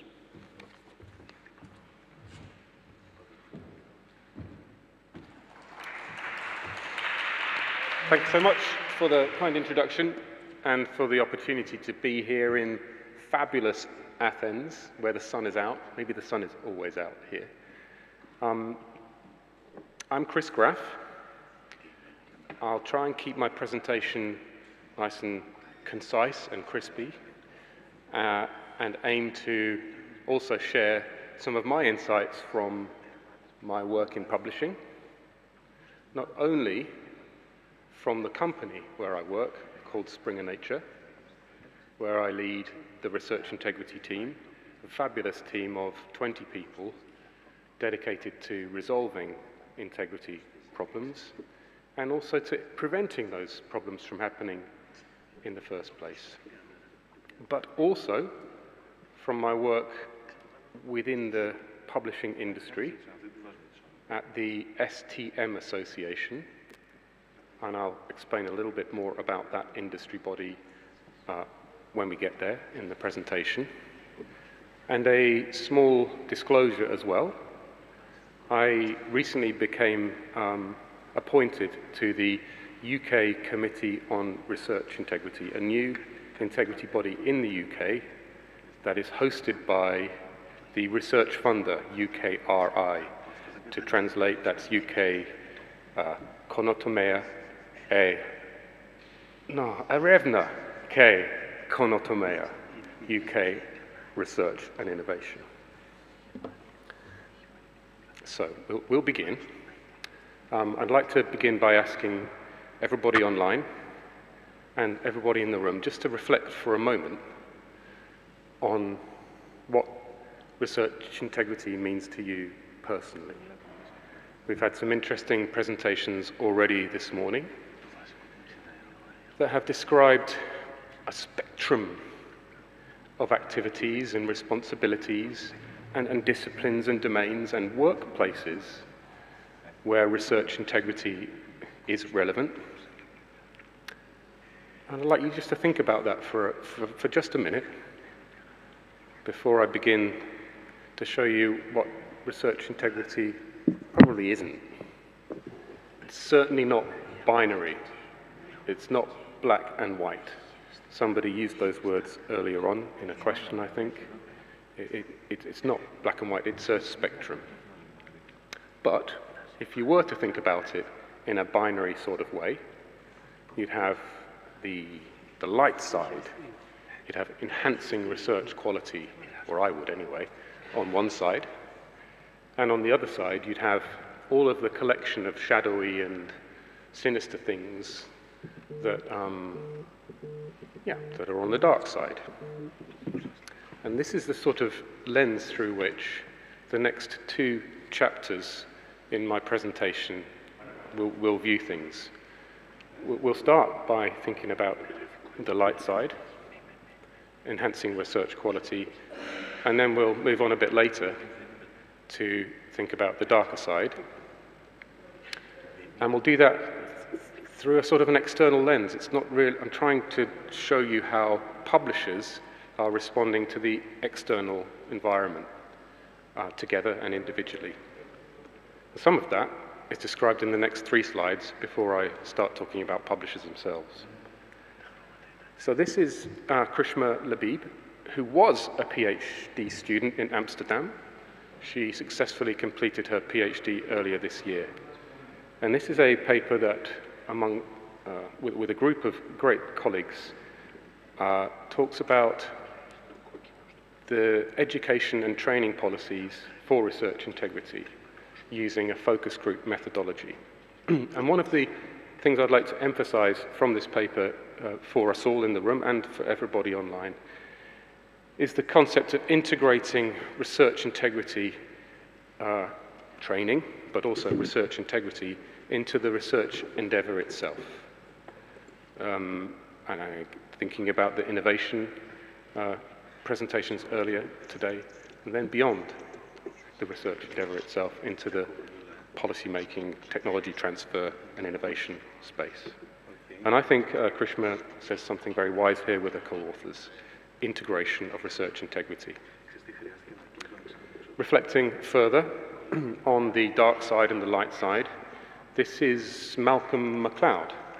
He's actually a neuroscientist in Edinburgh, but one of the leaders of the network of researchers in the UK called the UK Reproducibility Network. At Edinburgh, he's also the senior lead for research improvement. And this is another inspiring thought from an editorial that Malcolm published in Nature a year or two ago, reflecting on how the net gain for everybody might be greater if we focus on helping good researchers to become a little bit better, rather than focusing our attentions too much on the dark side. So I believe that we should focus our attentions on helping good researchers to be a little bit better, and Malcolm says it better than me in the editorial. The last bit of context that I'd like to provide before moving into the two chapters is from the DFG, the large research funder in Germany. This is a quote from a white paper that the DFG put out, published a year ago, about how stakeholders in the research ecosystem should consider using publishing as a lever for, the words they used, for research assessment. And I selectively quote from that paper, but you can read it yourself.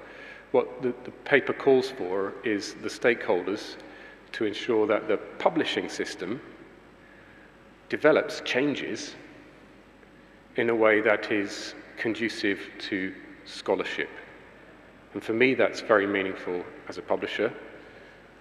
I believe it matches very well with our endeavours at the World Conference on Research Integrity and our commitments as professionals and people working in the research integrity space. What we want is a system that is conducive to good scholarship, and indeed a publishing system also that is conducive to good scholarship.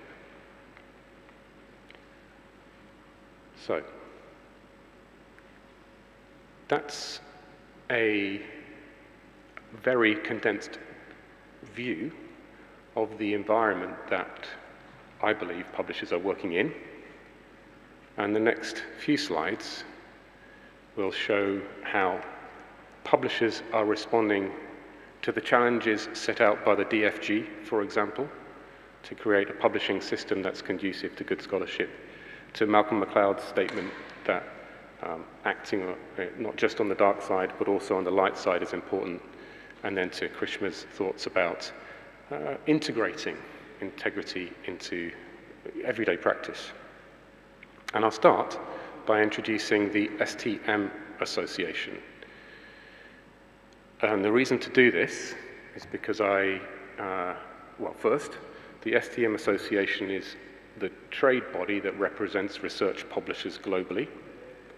So what the STM Association does is, in a way, does that translation exercise.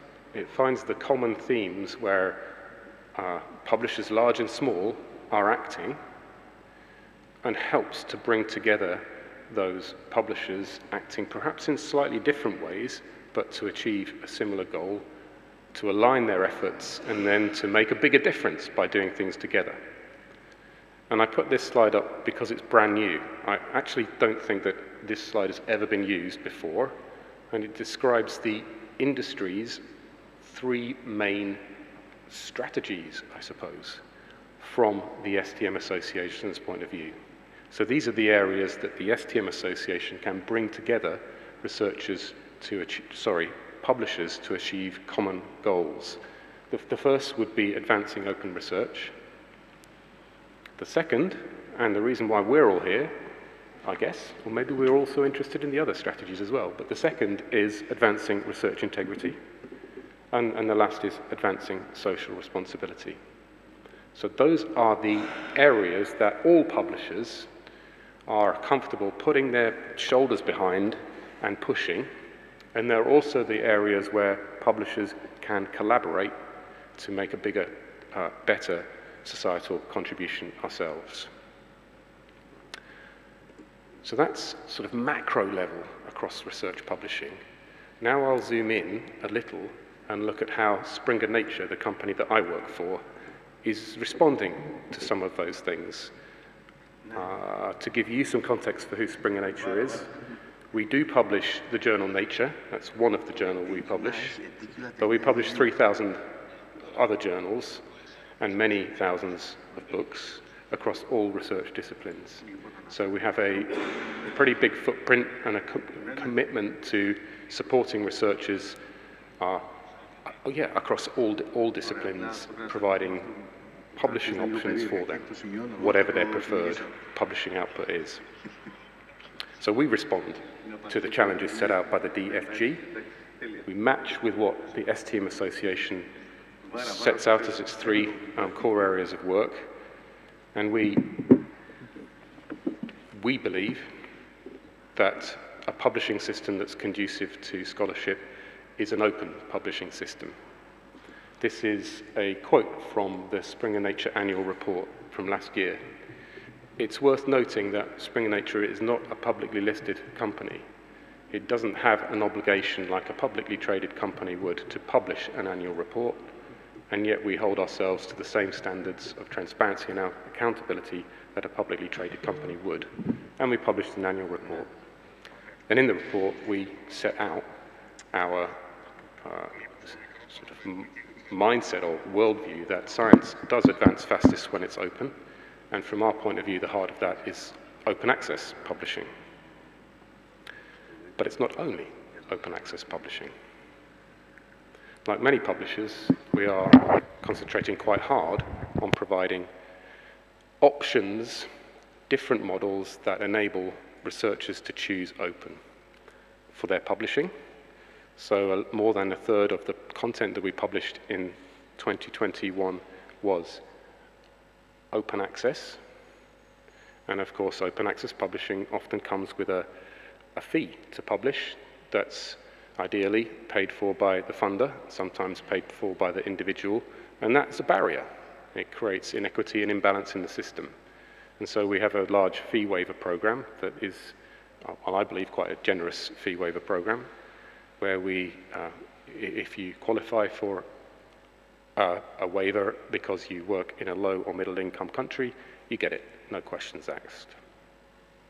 But like I said, it's not just about open access publishing. It's also about innovative research practices. It's strange for me to consider preprints as an innovative research practice. They've been around for a long time, but the distribution of that newness is uneven across disciplines. And we at Springer Nature, like at many publishers, would like to encourage researchers to adopt preprinting.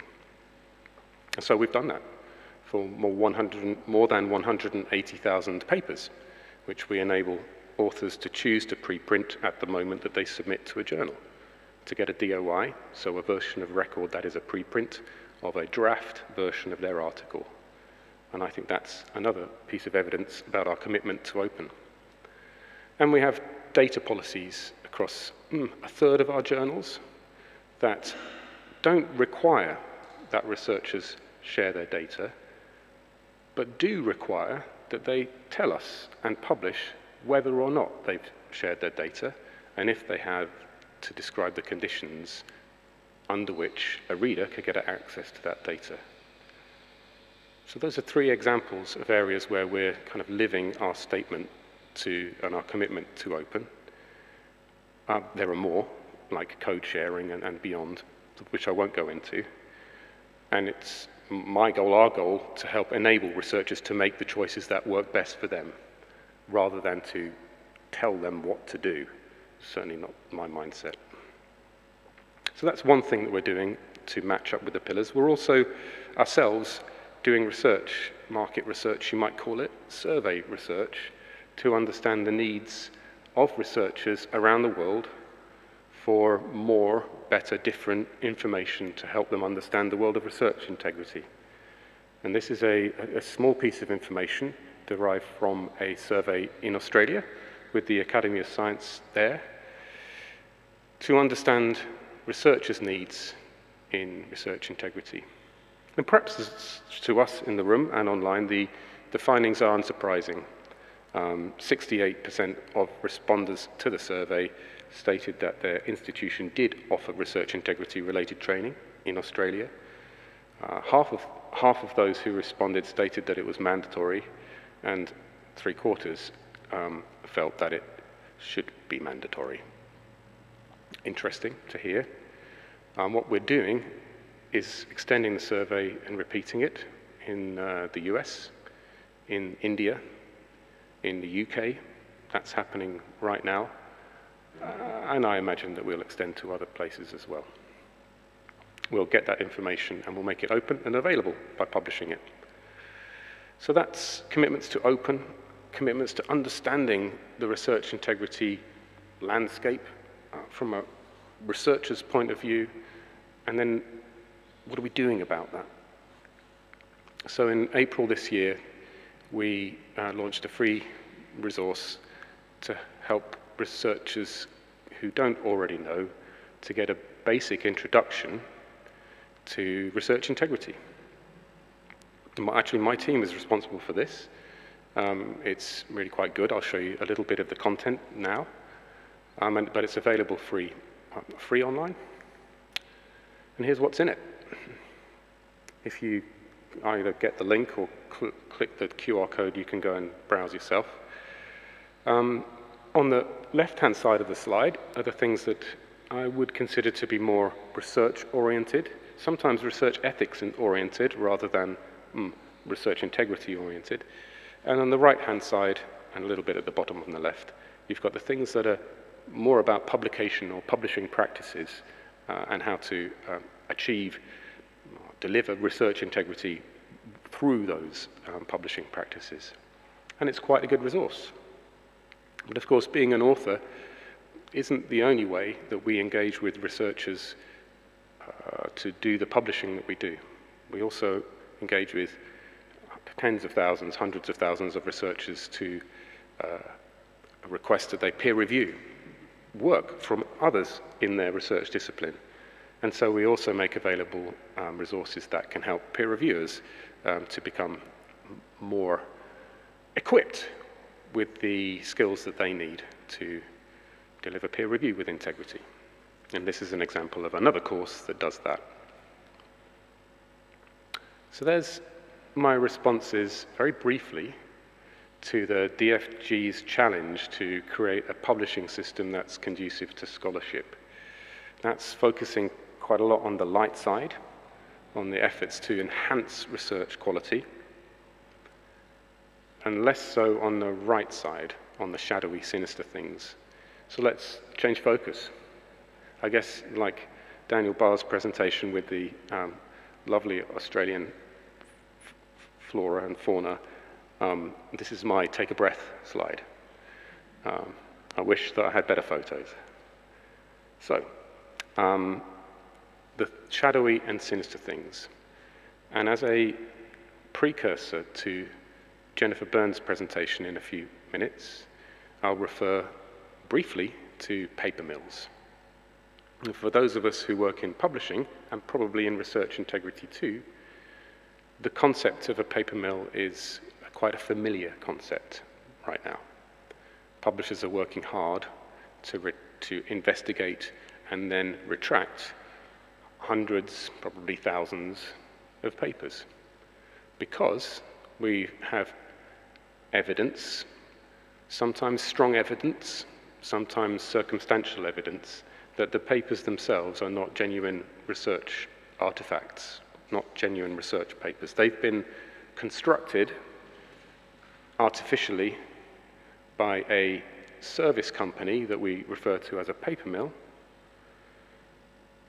They've been, authorship positions on those fake papers have been bought by researchers, who have perhaps been encouraged to take those authorship positions from by the paper mills and have paid the paper mills to do so. And then those paper mills have broken into our systems and established themselves as either peer reviewers, fake peer reviewers, or guest editors, fake guest editors, established themselves in positions of power and influence using false identities and passed those fake papers through for publication. And clearly that's not good enough from a publishing point of view. It's not good enough from a research ecosystem point of view either. And I won't say much more about because Jennifer's going to go into quite a lot of detail in a minute. But if you're interested in hearing Jennifer, one of the leaders of the website PubPeer, the online journal club, and myself speaking at the US subcommittee, US House of Congress subcommittee last year or the year before about paper mills and misinformation in the research and literature, you can go and visit the recording and read the written testaments that we all submitted. So that's a description of one of the things in the darker side. Publishers are responding. This is another QR code for you. It takes you to a report from the STM Association that I mentioned earlier and from the Committee on Publication Ethics, which is a membership organization largely for editors with about 12,000 members committed to promoting integrity in research and its publication. And the COPE and the Publishing Association came together a year, 2 years ago to research and understand and share knowledge about paper mills. So if you were looking for a state-of-the-art description, albeit a year ago, of paper mills, then you could do far worse than checking out this document. It ends in a number of recommendations for publishers, one of which is to develop means to prevent paper mill papers from publishing, which is where I'll describe now the work continued by the STM Association. And this is work that I lead the governance committee for, the work that we describe as the STM Integrity Hub. And it is itself a fabulous collaboration. The goal is to equip publishers, but also the scholarly community, with data and intelligence derived from that data, and then technology to protect research integrity. It's largely focused on the paper mill problem at the moment, and it's an example of innovation. I'll show you why in a minute, but it's taking original data and translating that into technology and policy that we can apply. The reason to show this slide is to show the breadth of the collaboration that makes that initiative successful. We have, 30 publishers and other organizations putting people and time and money and effort into this challenge. The majority of those are actually members of the STM Association, but we're also quite inclusive. Some of them aren't members of the STM Association and yet are bringing their best efforts to the collaboration, which is actually very unusual and quite a wonderful thing. But the work reaches beyond the STM publishing community. We work with ourselves, but also with experts, researchers from outside of the publishing world, one of whom will be speaking in a minute, Jennifer Byrne, top middle. But also on the slide is Elizabeth Dick, who many of us know, who was a researcher in a commercial setting and now is a consultant looking at image integrity largely, but research integrity as part of. Jana Christopher, bottom left, is below her. She has a similar kind of mission. And then on the right-hand side, apart from Jenny, who you'll hear from later, we have Guillaume Cabanac, who is a researcher in France, and Adam Day, who is actually is a publisher, but developing new tools that publishers can use.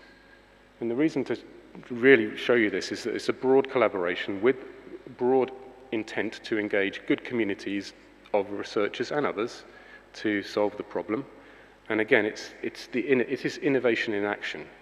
So Guillaume Cabernac, for example, develops tools that alone are interesting and powerful. When integrated into an industry solution, those tools can prevent paper mills from being successful. That's translating research work into practice. I think it's pretty cool. So that's my journey through research publishing, the kind of levers that we're responding to from the outside world, the responses that we're creating together and individually that address the light side, enabling good practice, and the responses that address one of the elements in the darker side, the paper mill problem. And that's why I'll finish really by resharing the statement from the DFG to restate and respond to the DFG's call for a system that's a publishing system that's conducive to good scholarship, to actually attempt to, by remote control, hold the DFG to account a little bit there for engaging with publishers to create that publishing system that is conducive to good scholarship. Because, just like the STM model, like what we're doing here, research integrity is one of the things that is better when we approach it together. None of us can solve the complex challenges that we face alone. We might stand a chance of making good progress when we combine all of our good expertise and align and work together. So, thank you very much.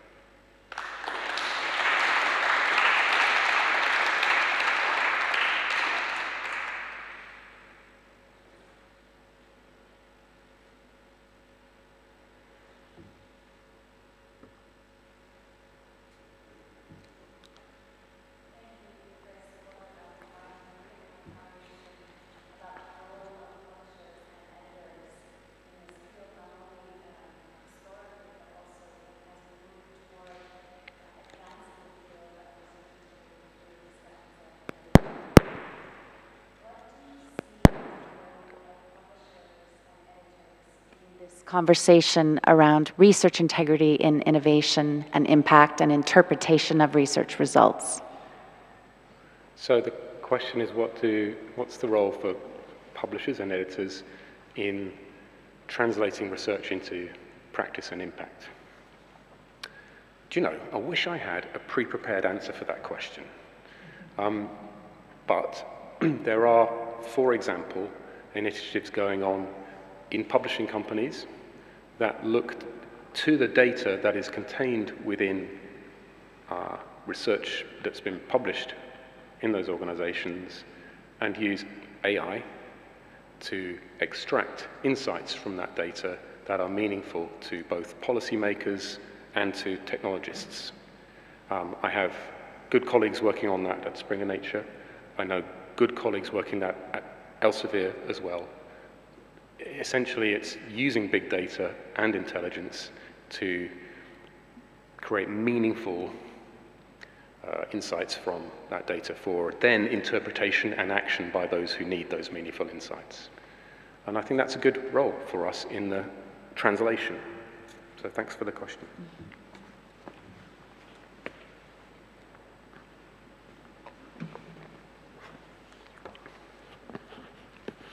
Thanks. Can I just add to that as an answer rather than posing a question? There are sort of small steps that can be done too. So for example, at The Lancet, what we do with each paper, we publish a panel that's a research in context panel. So that panel tells what has been done before in this field, why is this research that is now published needed, and what does now the whole evidence mean in terms of interpretation, policy, next steps. So that is a small step, but that's something publishers can add. Yeah, Thank you.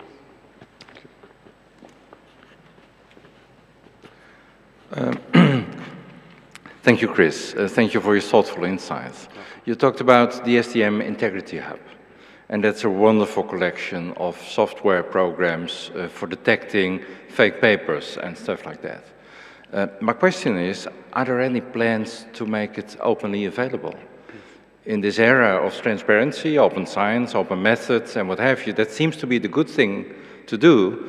The downside might be that the producers of fake papers will profit from you making it public as well.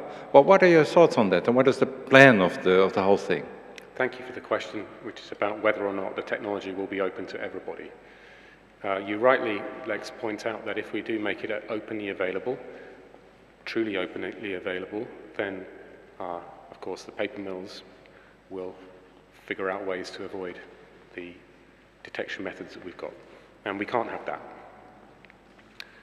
The second part to your question, my second response is that building, implementing, and maintaining technology requires money, requires a sustainability model, and that means that the technology will not be open. But we will have inclusive models that enable it to be used by members of the STM Association. I'm anticipating this. This is not real right now. Reflect what institutions think they need to see in that training. Yeah, thank you. So a good question actually about translating our knowledge into application and innovation within the context where it will be most helpful. And that's a real challenge. So my current interest in encouraging work at the company, Springer Nature, is to focus not just on output. Hey, we created some new training, but on outcomes. What do we want to happen with that training? A little side thought, I put QR codes on the slides. I didn't do that to track anything, so we'll get to your question about tracking. I didn't do that to track anything, but it's true that bit.ly counts clicks. I used some of that slide in presentations in Hong Kong and in China a few weeks ago to audiences that must have totaled 1,000 people in person and online, maybe more, I guess. Certainly 1,000 is conservative. bit.ly last week told me that 7 people had accessed the training. I mean, accessed the website. I don't know if they completed the training. So there's a big gap between the output that we're looking for. Oh, great, we made some training. And the outcome, which is people using it and benefiting from it. So that's a challenge. To get to your real question was, what are we doing to bridge that gap, right, the chasm, and enable universities to assess the training in terms of its quality and then apply it in their context? We do have a business called the Nature Masterclass business within Springer Nature that does provide professional level training that universities can integrate into their learning management systems and therefore track. I don't know if you want to use the word compliance, but you can measure impact internally in your organizations and encourage people to adopt or adhere to your request that they do the training and then measure their use of that training. So that itself is from the Nature Masterclass, they are making a research integrity training. It is of higher production value than the training that I showed. We'll have people, faces, talking, experts from around the world. It will be integratable into learning management systems. It will also cost money. So there's swings and roundabouts there. I think that answers your question. Thank you.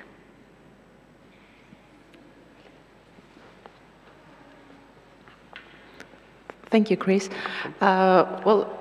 I think it's just a short comment, and I would like to hear what you think about So we have research publishing within the, let's say, the inner circle of the research endeavor and the research integrity discussion. So it's part of the core, let's say, business.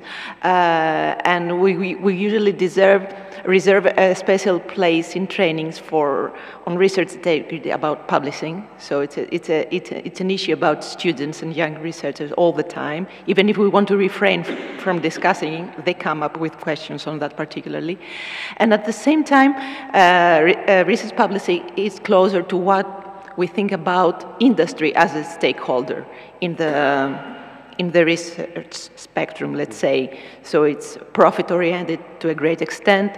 So if there is one challenge to properly communicate research integrity within publishing, as far as researchers are concerned, it's even more challenging to communicate research integrity for publishers. So the question is about communication, proper communication for the publishers, about the challenges that they face and all the paper mills as the bad guys.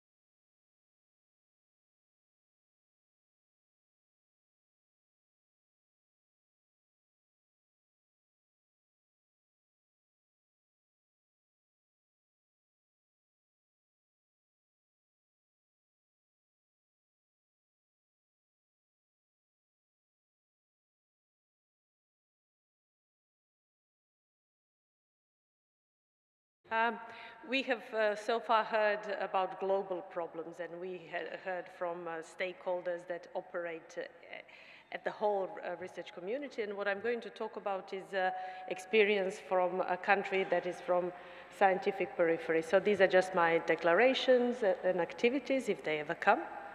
Hopefully they are, okay. And I just want to acknowledge the Croatian Research Foundation and Horizon grants, and especially the Croatian Reproducibility and Research Integrity Network, and Assistant Professor Ivan Buljan, who was my doctoral and postdoctoral fellow and is now at the School of Humanities and Social Sciences. I'm going to talk about the experiences from, and has to be done with the research integrity. So we here have a combination of reproducibility and research integrity as a characteristic of open and responsible science. So repeatability is something that I was taught when I did my lab work. I came from laboratory research, is that you have to repeat experiments 3 times. I worked in vivo with transgenic mice, and I was taught, you know, repeat the experiment 3 times. If you see the phenomenon, it's real. If you don't, then you have to seriously think about what you have as a result. So repeatability is that you can get the same results when the same team using the same procedures, chemicals, and the same experimental setup will get the same results.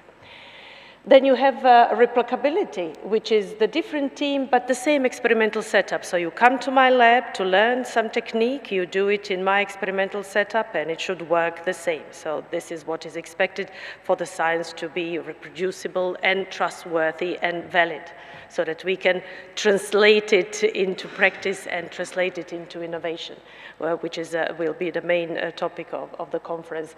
But reproducibility is when you get the same results with a different team using a different experimental setup in their own laboratory.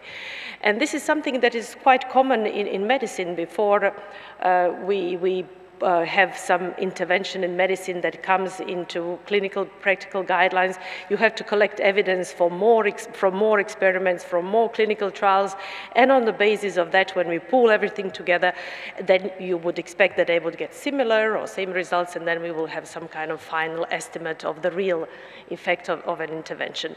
But this was quite unknown in other fields, and rather recently, psychology realized that they have a big problem of reproducibility. There was a group that repeated, I think 23 or 25 of the major experimental works in psychology that were the basis, you know, for the current dogma in psychology, and they couldn't repeat it. They could repeat only 3 or 5 of these studies. So reproducibility is really an important threat to doing research good and doing valid and relevant research. So, oops, sorry, I went back. Okay, so this is how the European Union defines reproducible research. It is an act of, this is why we collaborate with our colleagues from the clinical departments when they're planning their study in order to make it good and not to waste research.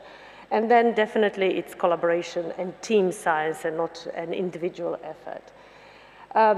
Very importantly, we have heard about the importance of publishing, reporting, and dissemination.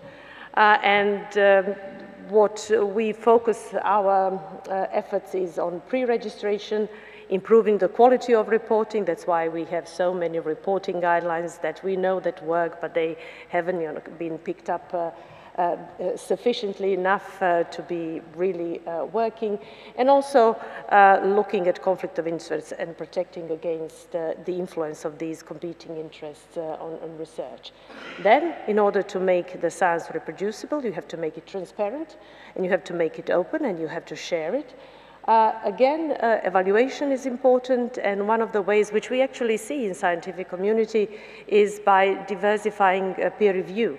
Now you have, you know, we used to have single-blind open peer review and double-blind peer review, and these have been kind of cemented into some branches, but now we have all kinds of experimental peer review, like collaborative peer review, which was used in eLife, or post-publication peer review in some platforms like F1000 research and so on and so on. So, or results-free peer review. So we are witnessing quite big changes in peer review, which may help, again, to achieve reproducibility. And evaluation not only of scientific papers, but also for promotion, academic research promotion, and so on and so on. And then we come to incentives, and this is, very different, and different countries are approaching this problem in a different way, but definitely, as we have seen from Jennifer's presentation, rewarding good practices, open and reproducible research may be a good way to go. So you cannot go only with a carrot and making it normative and require something, but it's always good to have, not to go with sticks, but also to have some carrots in there. So this is what reproducible science is about. And what we did, so we have our Croatian, this is an acronym CRORIN, it's a Croatian Research Integrity and Reproducible Research Network.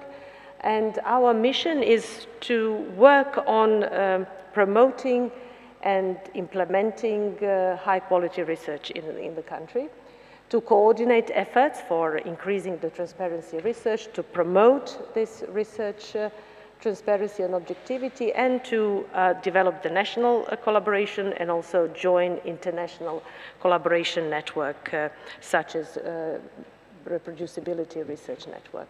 So how do we do that? We do that by supporting researchers and especially educating future researchers, early career researchers. Also, we connect researchers interested in reproducibility and research integrity into a national network. For example, one of our activities was translating the European Code for Conduct of Research Integrity into Croatian, which is now recognized by our major funding organization. We advise institutions on how to deal with these issues and how to promote good research practices. And then we do research, just like Jennifer presented before. It's very important to base your recommendations and your actions on some evidence, because then you are definitely the more sure about what you're recommending and what you're doing. So these are the activities that we have. We organize a number of workshops, summer schools.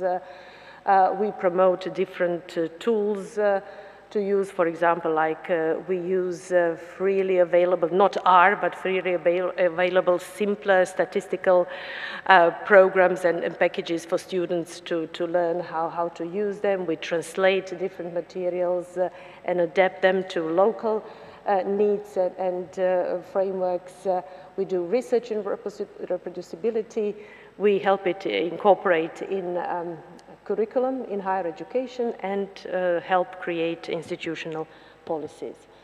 And we collaborate with different organizations like Cochrane Croatia, which is a part of the Cochrane collaboration, with our journal at the university, which we created specifically in order to help early career researchers learn about the publishing process. So we are an overlay journal that sits on repositories of the university and looks for interesting master and doctoral theses, and then works with the early career researcher and their supervisors in publishing it, so making it ready for international peer review, going through the peer review, going through the editorial process, and publishing a paper. Because learning in that way about the research process, not just, doing your diploma thesis and then forgetting about it, it can really increase the quality of research and profession in the country.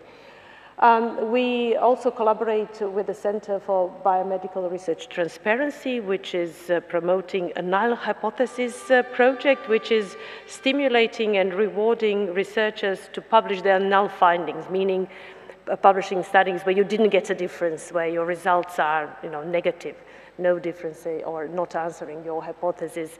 And this is important and has been taken by a number of journals who want to promote that we fight against this publication bias, which we know that is very important in medicine and can then lead to overestimation of the effectiveness of some interventions.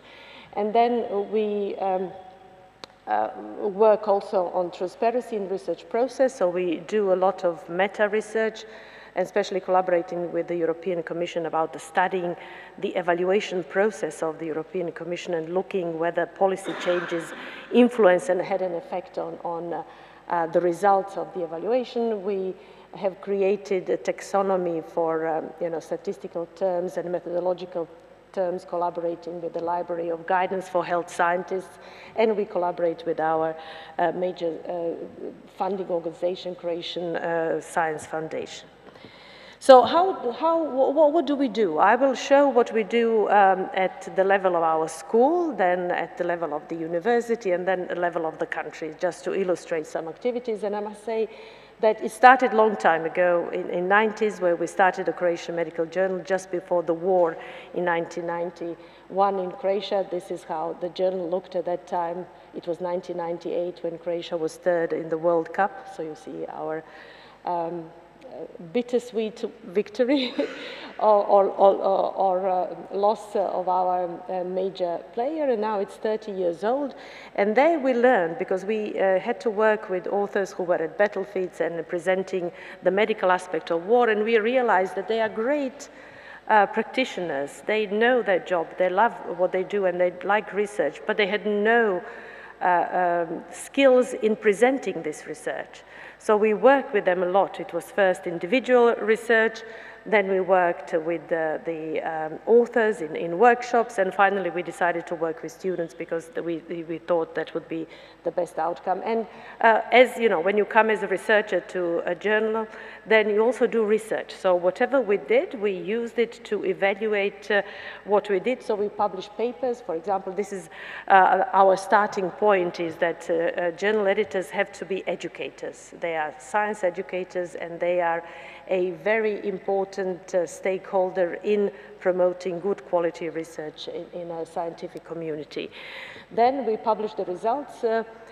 Did it really help the people that we worked with individually during the war? Whether it helped them publish and their academic advancement? Of course, you know, you cannot do a randomized trial on that, but we did kind of a follow-up with a case control in it, and we showed that you really can help it. Or that at least there is an association between what we did and their academic success. And then we also followed up the workshops that we did for 11 years. These were our journal workshops about research methodology and writing of a paper to a number of researchers. There was really lots of researchers, hundreds of researchers.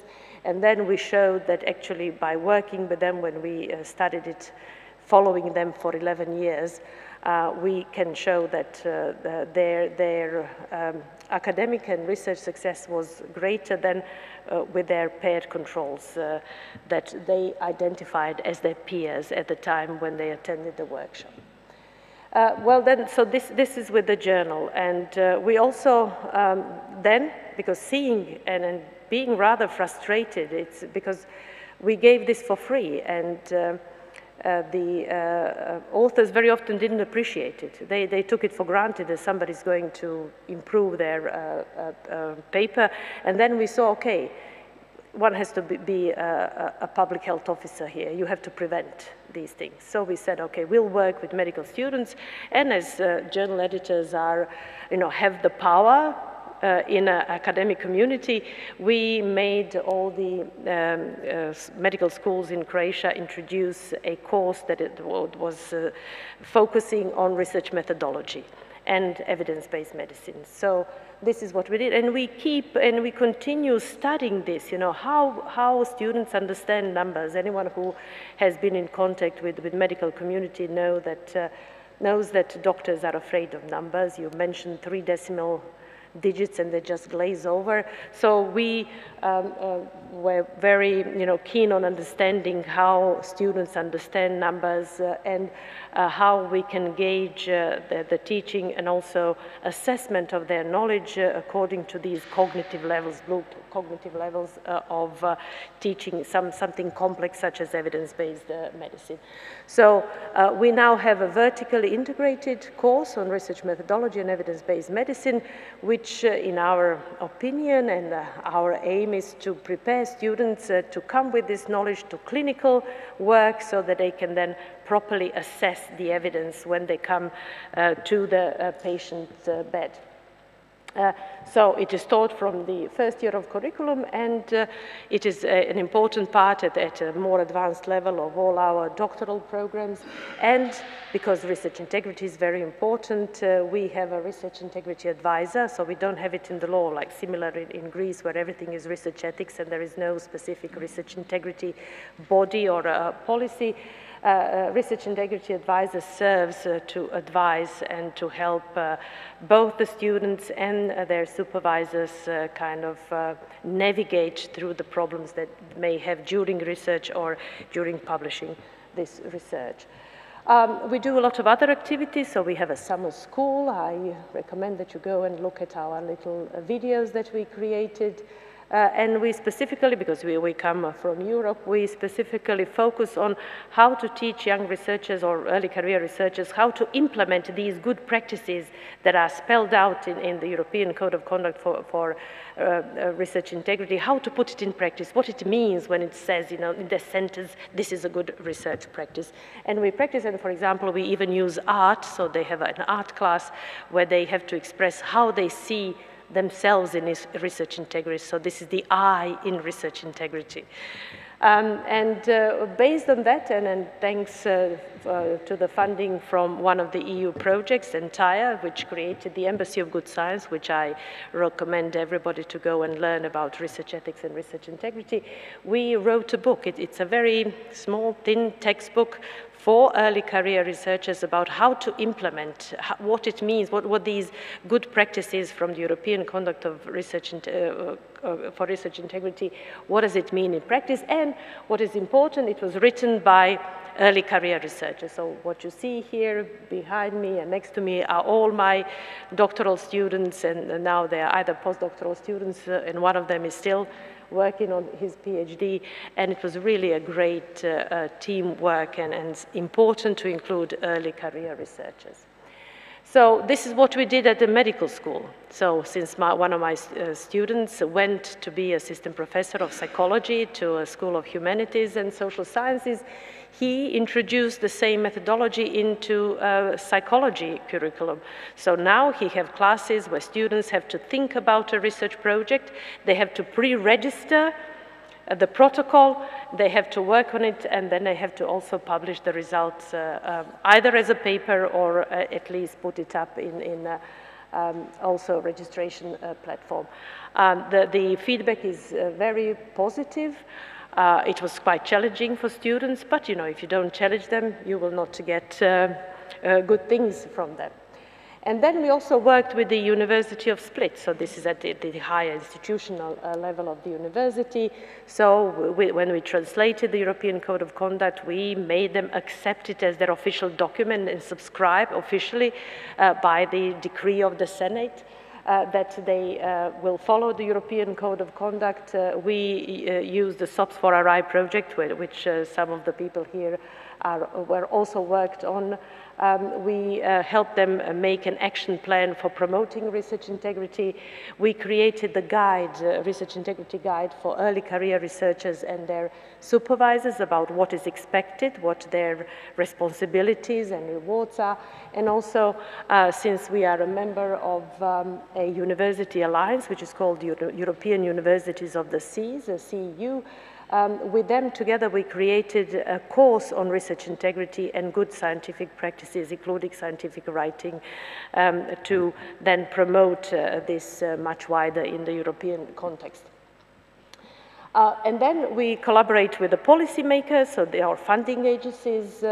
We collaborate with the Croatian Science Foundation to realize what was recommended in the principles and guidance from the SOPs for RI projects about standard operating procedures, about what they expect regarding research integrity from the research organizations, how they ensure that they comply with research integrity standards, how they're going to ensure the integrity of the grant application selection, how to monitor funded research, how to handle declarations of interest, both from the researcher but also the evaluators, and how to deal when there are breaches of integrity within the funding organization.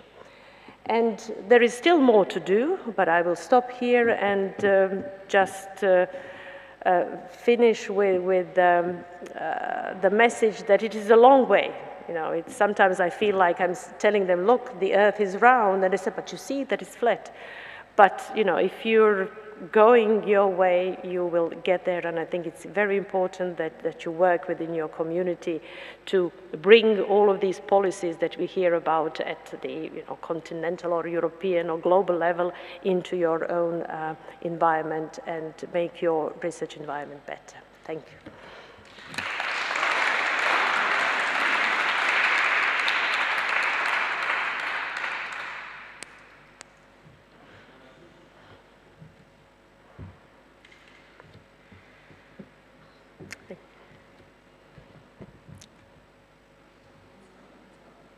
No?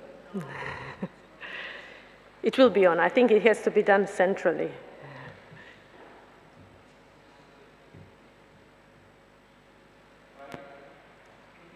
Nope.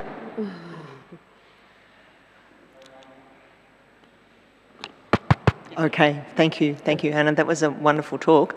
I'm wondering, I mean, I see a number of different research integrity networks in different European countries, including Croatia.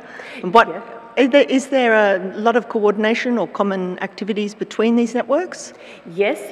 So it's not only Europe. So there is a Brazilian research integrity network, so it's global. And there is a coordination between them. They have their annual meetings, and for example, now we're coming together in one of the European grants called iRise that is going to look at how we can promote reproducibility in research and create interventions for its promotion. So definitely, but it's a relatively new thing and a growing activity. Okay, since the microphone is in my hands, I'll take the chance. Many congratulations. It is a really impressive work and done in the context of the Balkans and where Greece is also a part of. Two relatively short questions. First, I don't know if I have missed it from your presentation, how many Croatian universities have accepted to be part of this Croatian research integrity and reproducibility network? This is the one question. And the other question, which I would like to ask, is how do you see the dynamics of this process of engaging more and more research performing organizations in Croatia? So two different things. And if I may... and yes, we need some time. It will take time. As you know, of course, a recent systematic review showed that about half of the studies across the board in all disciplines are reproducible. And we might agree that that is not good enough. My question is, what is the set point for your hope? 100% is likely not realistic, but what are we aiming for with all these initiatives? 5, 10 years down the line, do we expect that 80%, 90% of research is reproducible, or is it more complex maybe? I think the answer was given by Sabine when she talked about that, what they asked their authors. You know, the ideal situation would be that the researchers know and have a valid reason to do research, that they understand what the results of these research mean, and that they see implications of this research. So it's again around research waste and doing research because you want to answer questions.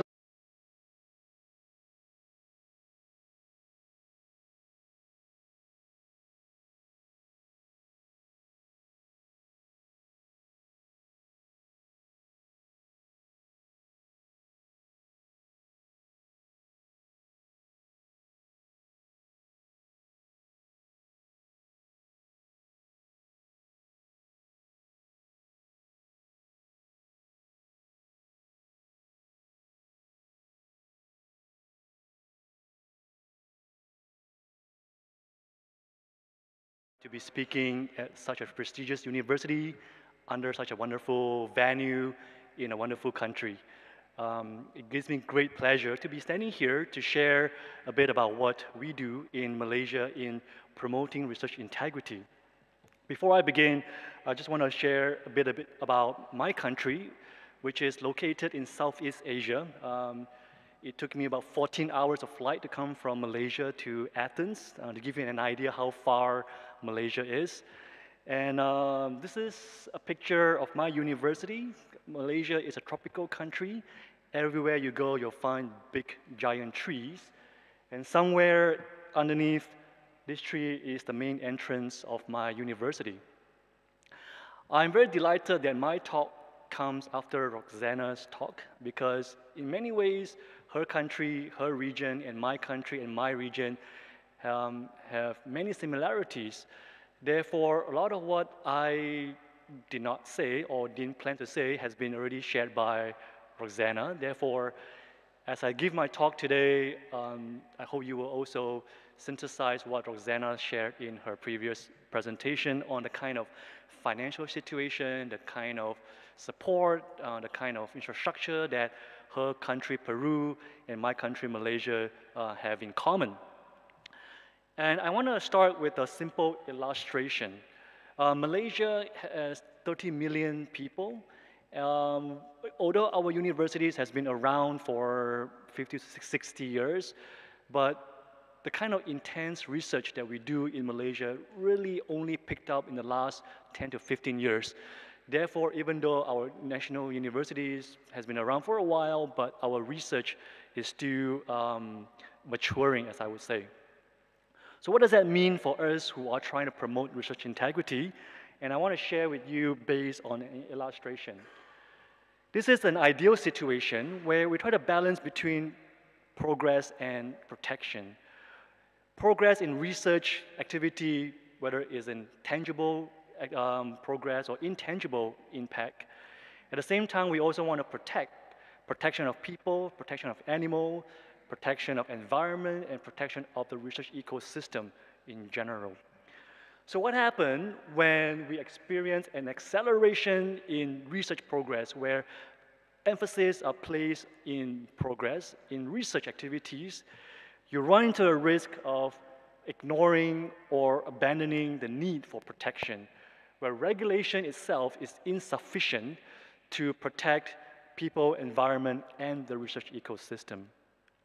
So what happens when you run into this scenario is where you begin to over-regulate, where once again you tipped the balance on the other side, where you want to have all kinds of red tapes, standard operating procedures, forms after forms that you have to fill up just to buy one antibody from America. And when that happens, what you do is that you will stifle progress, where research progress slow down, where people can't do research as fast as they hope to. Therefore, one way to view research integrity is to bring balance by having regulation. We're not saying that we don't want regulation, but we want to bring balance by having research integrity in addition to regulation, to balance between making progress as well as protecting people, environment, and the research ecosystem. So this being Greece and Athens, which is full of culture, stories, and histories and legends, I feel that I will structure my talk today as a story. And the story goes by how a group of early to mid-career researchers, with the support of senior academics, foster research integrity in Malaysia. And being a story, I would like to structure my talk today in 3 acts. Act 1 is who are the main character, who are the main protagonists of this story. And Act 2 is what did they do, what are the actions these characters have done. And Act 3, it's like many good stories and movies, what did we learn from this story? And therefore, I would like to start with Act 1 of the story. One of the main supporters of our initiatives is the Academy of Sciences Malaysia, where I think in Greece you will find Academy Athens in the similar type of academies. You have the Royal Academy of England. This Academy of Sciences Malaysia represents top researchers in Malaysia. It was established in 1994 based on a parliamentary act, so it was mandated by the government. It serves as a think tank, just like the Academy Athens for the country. They're the thought leaders. And they are also advisory board for the government and government agencies. So in many ways, the Academy of Sciences Malaysia share many similarities to the senior academies in many, many different countries. And back in 2012, a group of young researchers had a good relationship with the senior academies in Malaysia. And also at that time, there were some members of the senior academy who realized the need to provide a platform for young researchers to have a voice. So those two elements came together, and they supported the formation of the Young Scientist Network Academy of Sciences Malaysia, which was established in 2012. And at that point, there were only 20 members, and today we have close to 300 members who represent top researchers in Malaysia from natural sciences, engineering, social sciences, and humanities. And the members of these academics are 45 years and below. So I have shared with you the Academy of Sciences Malaysia, and I share with you what the Young Scientist Network of Malaysia is. So what exactly does the Young Scientist Network of Malaysia do? We have many subcommittees, or we call working groups, within this Young Scientist Network. I won't go into details to share with you what each and every one of this working group does, but I just want to highlight one, which is science communication. I think one thing that the COVID-19 pandemic has taught the world is the importance of science communication. And I think since this morning's presentation from Daniel until the last presentation, the idea of science communication is so important. Science communication between scientists, between public, as well as between policymakers. So in our Young Scientist Network, we came out with a science communication module to train researchers and students on how to be a good science communicator, not just in terms of oral presentation, but also in writing. And as I was reflecting on this slide, when I was preparing this slide, I also realized that actually integrity, research integrity, can also fit within each of these working groups. But we have a separate working group just to spotlight science integrity specifically. Now, one of the highlights of our network is an annual meeting where we have like a members meeting that we have it every year. This is a meeting that was held a few years ago. As you can see, in the presence of very important people, we look very serious, we sit straight, we don't move around so much. However, without the very important people, we tend to have a bit more fun. We tend to make fun of each other, we make fun of ourselves, we don't take ourselves too serious. And this is the kind of ethos, the kind of spirit that we try to project as the young scientists of Malaysia. Now, therefore, it comes to this key question. How did a young scientist become the leader of responsible conduct of research initiatives in Malaysia? How did a group of young researchers become the pioneers of research integrity in Malaysia? So for that, I want to go back to a bit of history, not a long history like the Greek history, but a history to about 10 years ago. It started with a workshop that was held in Malaysia in August 2013. And this workshop was led by the US National Academy of Sciences. And one of the team leaders was Dr. Lida Anastidu, who happens to be a Greek US citizen. And this workshop was very interesting because it brought together 3 countries, India, Pakistan, and Malaysia. And the purpose of this workshop is to create awareness about responsible conduct of research and to teach the participants on how to teach responsible conduct of research. And this is a good example of how high-income country with rich resources can catalyze and jumpstart research integrity initiatives in lower middle-income country. In a way, I echo what Rosanna said of how those initiatives have trickle-down effect to support local initiatives. And before I move forward, I just want to acknowledge 2 very important collaborators of mine whom I think some of you have met. The first person is Professor Abi and Professor Chai Lei Ching. So what happened was during this workshop, in a purely coincident manner, 3 of us represented Malaysia at this workshop. It was pure coincidence that we kind of worked well together. And also what happened was that the US National Academy of Sciences, they provided a seed grant for 3 different countries to conduct small-scale, responsible conduct of research workshops in our respective country. And I think that's a very good model because very often when we attend a workshop, when the workshop is over, we go back and it's done. But the US National Academy of Sciences Malaysia program, they want some continuation, they want sustainability. Therefore, they provided a seed grant for us to run our workshops. And one of the interesting points of this program is the training of the active learning method to deliver the content. I think this is something that Anna has mentioned in her presentation, where we use many case studies, concept mapping, role-playing, acting, to talk about those topics within research integrity. And we find that majority of our participants, in fact, all our participants really enjoy this kind of workshops. And there are many pros and cons to this kind of workshop. The pros, of course, is very interactive. The con is that it's quite laborious. It takes time to plan, and you can only reach out to 40 to 50 people once during every workshop. So it's not very scalable in the way we do our workshop. Again, this will show you some photos of how we conduct our workshop. This is some of the early workshops that we conducted in Malaysia using some of the funding from the National Academy of Sciences as well as the Academy of Sciences Malaysia. So coming to the end of this Act 1 of my talk today, we're trying to balance between top-down as well as a bottom-up approach. Again, a concept that I've heard many times today.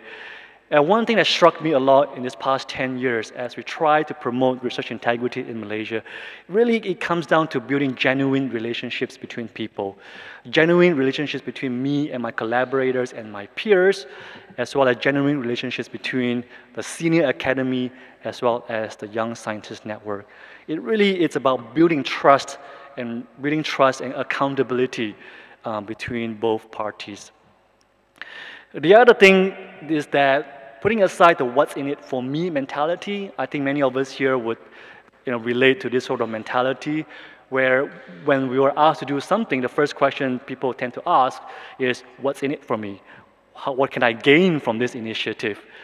And I think what helps us along the way is to put aside those mentality and ask what's in it for everyone, what's in it for our country, what's in it for our research community. And last but not the least, to be flexible in what we do, because very many times we can't always do what we want to do. We don't have all the resources that we want. We don't have all the avenues that we want to explore. Therefore, we have to be very creative and also very flexible in trying to achieve what we want to achieve. And that leads me to Act 2 of my talk today. I have showed you what the Young Scientist Network is about, but I haven't really gone into detail about what the Malaysian Responsible Conduct of Research Program is about.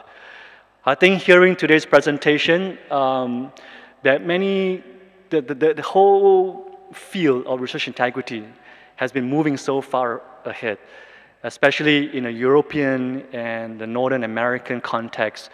We are talking about open science, we are talking about paper mill, we're talking about reproducibility, we're talking about open data.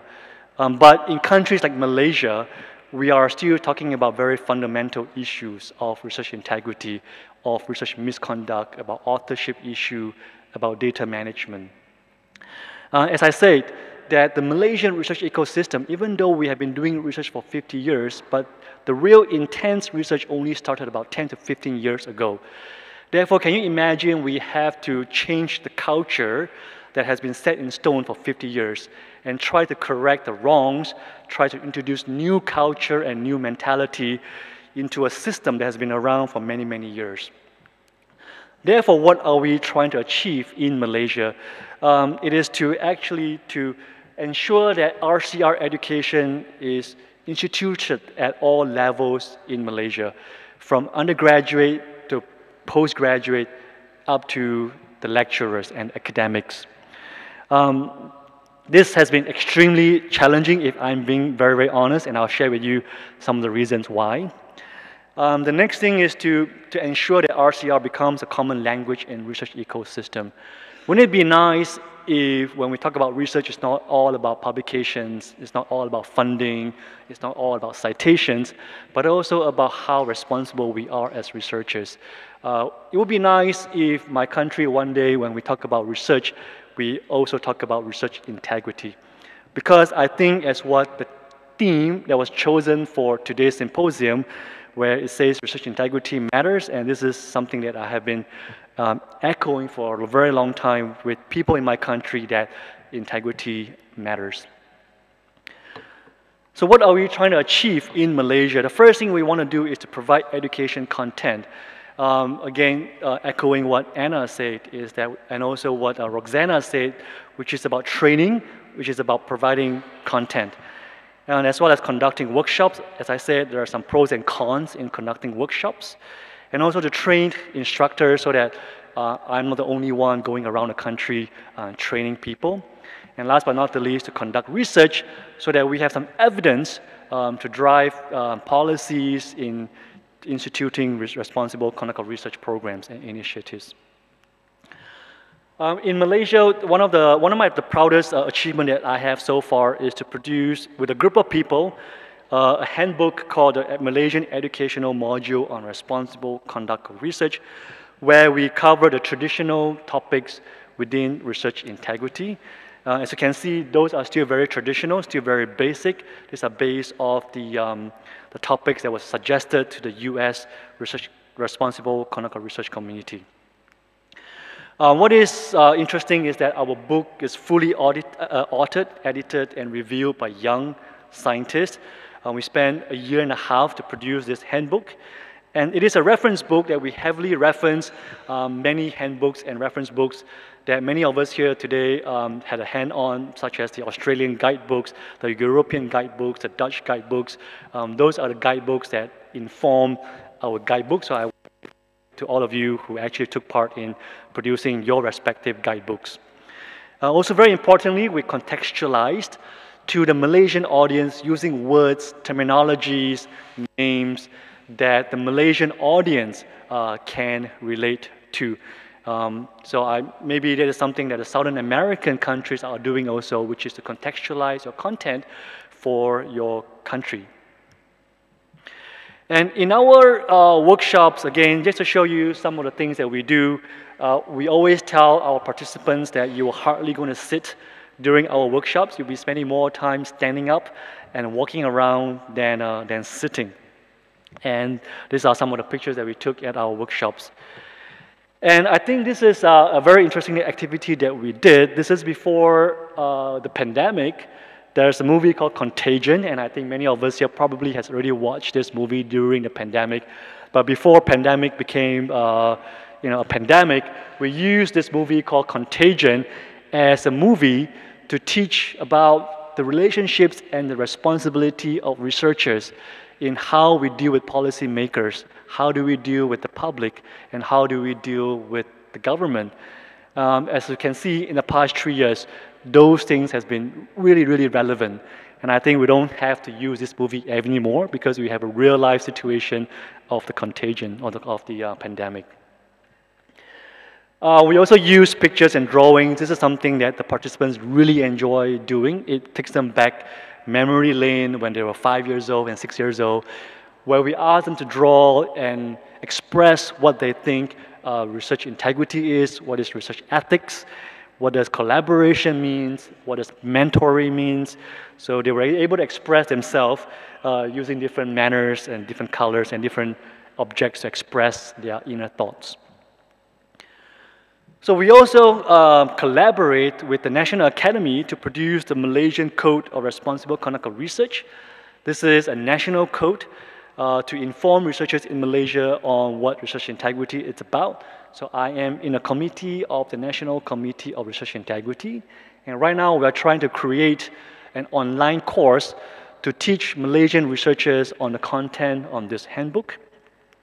We also collaborate with the Southeast Asian Nation Network, ASEAN, to promote the responsible clinical research by working with the Southeast Asian Young Scientists Network. So we have many initiatives, but yet at the same time, we also face a lot of challenges. And I think this is where I'll move on to Act 3 of my story. Again, if I'm being honest, I hope that I have done more. I hope that we have achieved more in the past 10 years, but the reality is that things usually don't happen the way we want to happen for many reasons. And I want to phrase this in a more positive tone. How may we have more support from the top? And there are many levels when we talk about the top, whether from the government level to institutional level. In Malaysia, we are very hierarchical, and we change government every 4 years. We change ministers every 3 years.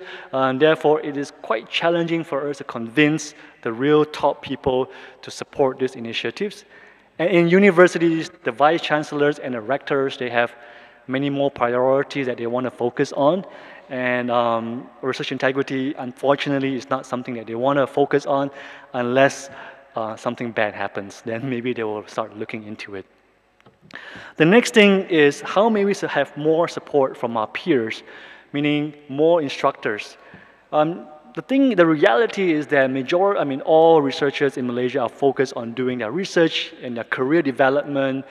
However, doing research integrity, promoting research integrity takes time, takes a lot of effort.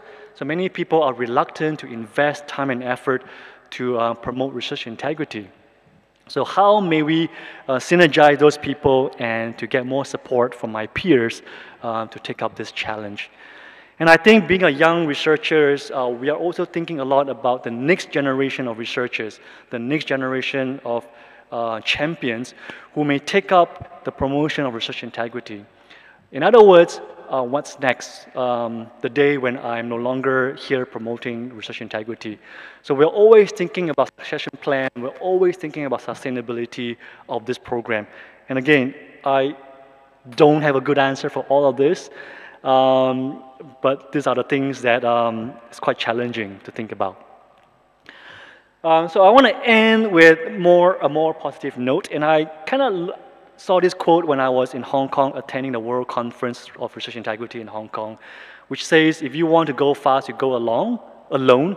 If you want to go far, you go together. And this really has been a good mantra for myself and my team. Although my hopes and dream is to go very fast, to have all the things set up, but I also realize that very often the point is not to go fast, the point is to go far.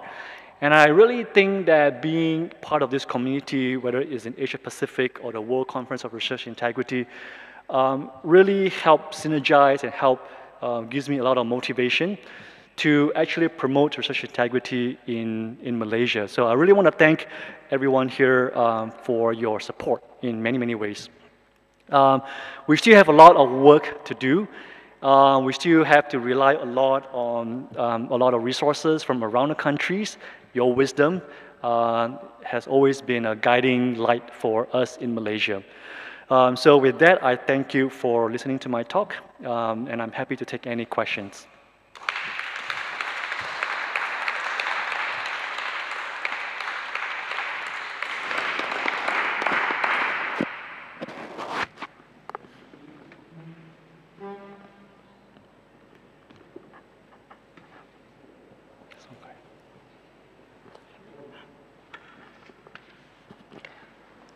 Hello, Daming. This is excellent talk. Your three-act story is really a beautiful story with a moral that we will remember. And I agree with you that we will have to make good use of the network and work together with each other and learn from each other. I have a philosophical comment on the point that you raised at the beginning about a balancing act between research progress and research integrity and perhaps regulatory work that have to do with promoting research integrity. I agree very much with you. In practice, this is probably what we are doing. But I am fully aware that you are very much engaged in education and educating the researchers.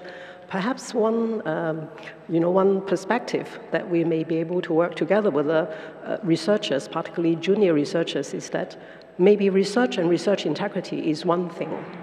So it is not that when practicing research in a responsible way, it will slow down the progress. Rather, in progressing in our research activity from day one, as you are learning, as you are a learner, as you are a practitioner, go all the way, be responsible, and that would be the picture that we would like to see.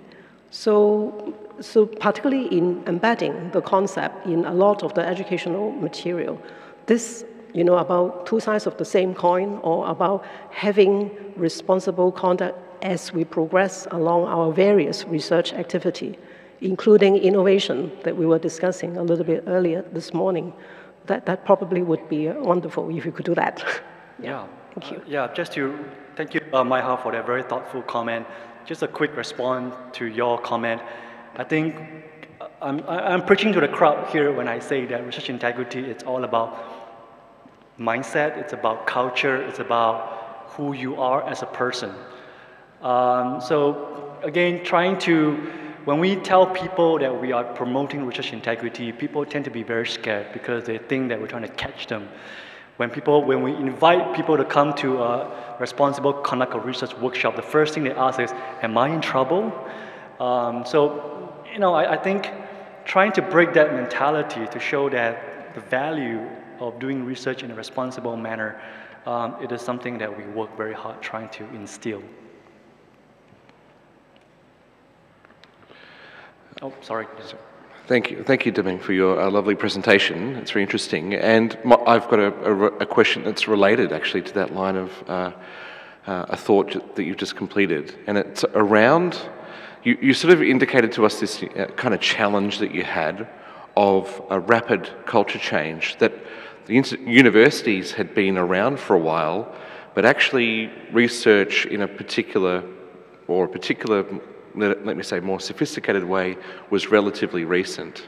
So how do you engage then with researchers who are from essentially two different generations of research activity? Sorry, could you repeat the last question that you said?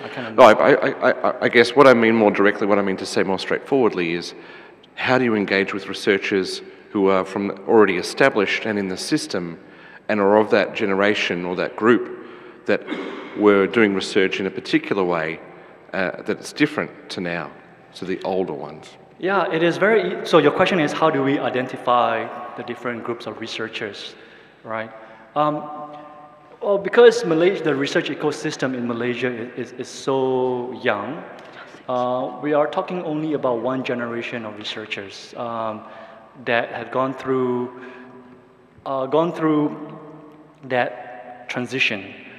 At one point, grants were given to become, well, the pie still remains the same, but the pie needs to be distributed to more and more people. Therefore, I think seniority is always an issue, just like in many countries. The idea of hierarchical, it's always ingrained in our culture. And I know I'm not really answering your question, but I think one of the challenges that we also face is to bridge the gap, because many times when we try to promote research integrity, the students are the ones that really enjoyed it. The young lecturers are the ones who really enjoyed it. But the senior people are the ones who tend to not want to participate much in the conversation. Thanks for a really interesting talk. When you were talking, I was sort of thinking along the lines, there are sort of a lot of groups of young people now coalescing around a common issue, and in your case, research integrity, fantastic. But do you have contacts with other groups, such as young climate activists? Because a lot of the methodology you describe and your thinking about succession planning and so on, I've heard that from many other different groups. So I was wondering if groups like that could learn from each other? Well, the short answer is no. But of course, we hope to learn from various groups and institutions on how they do it. Of course, ideally, it would be nice to have a good succession plan. It would be nice to have people who are as enthusiastic, as willing to put in their effort into doing this. But as I said, we definitely would like to look at how various institutions, how they plan it out. But in Malaysia, research integrity is not mainstream, it's not sexy enough, it's not something that everyone wants to participate in. Therefore, we have to be very intentional in nurturing, very intentional in picking out the individuals and providing them with the right platform to stand up. Yeah.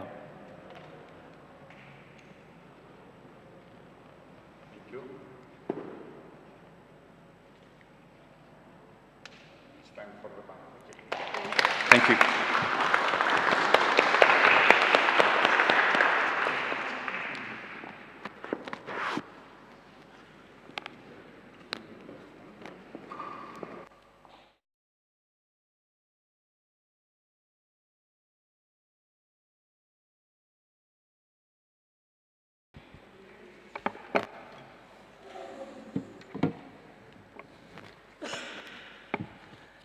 Okay.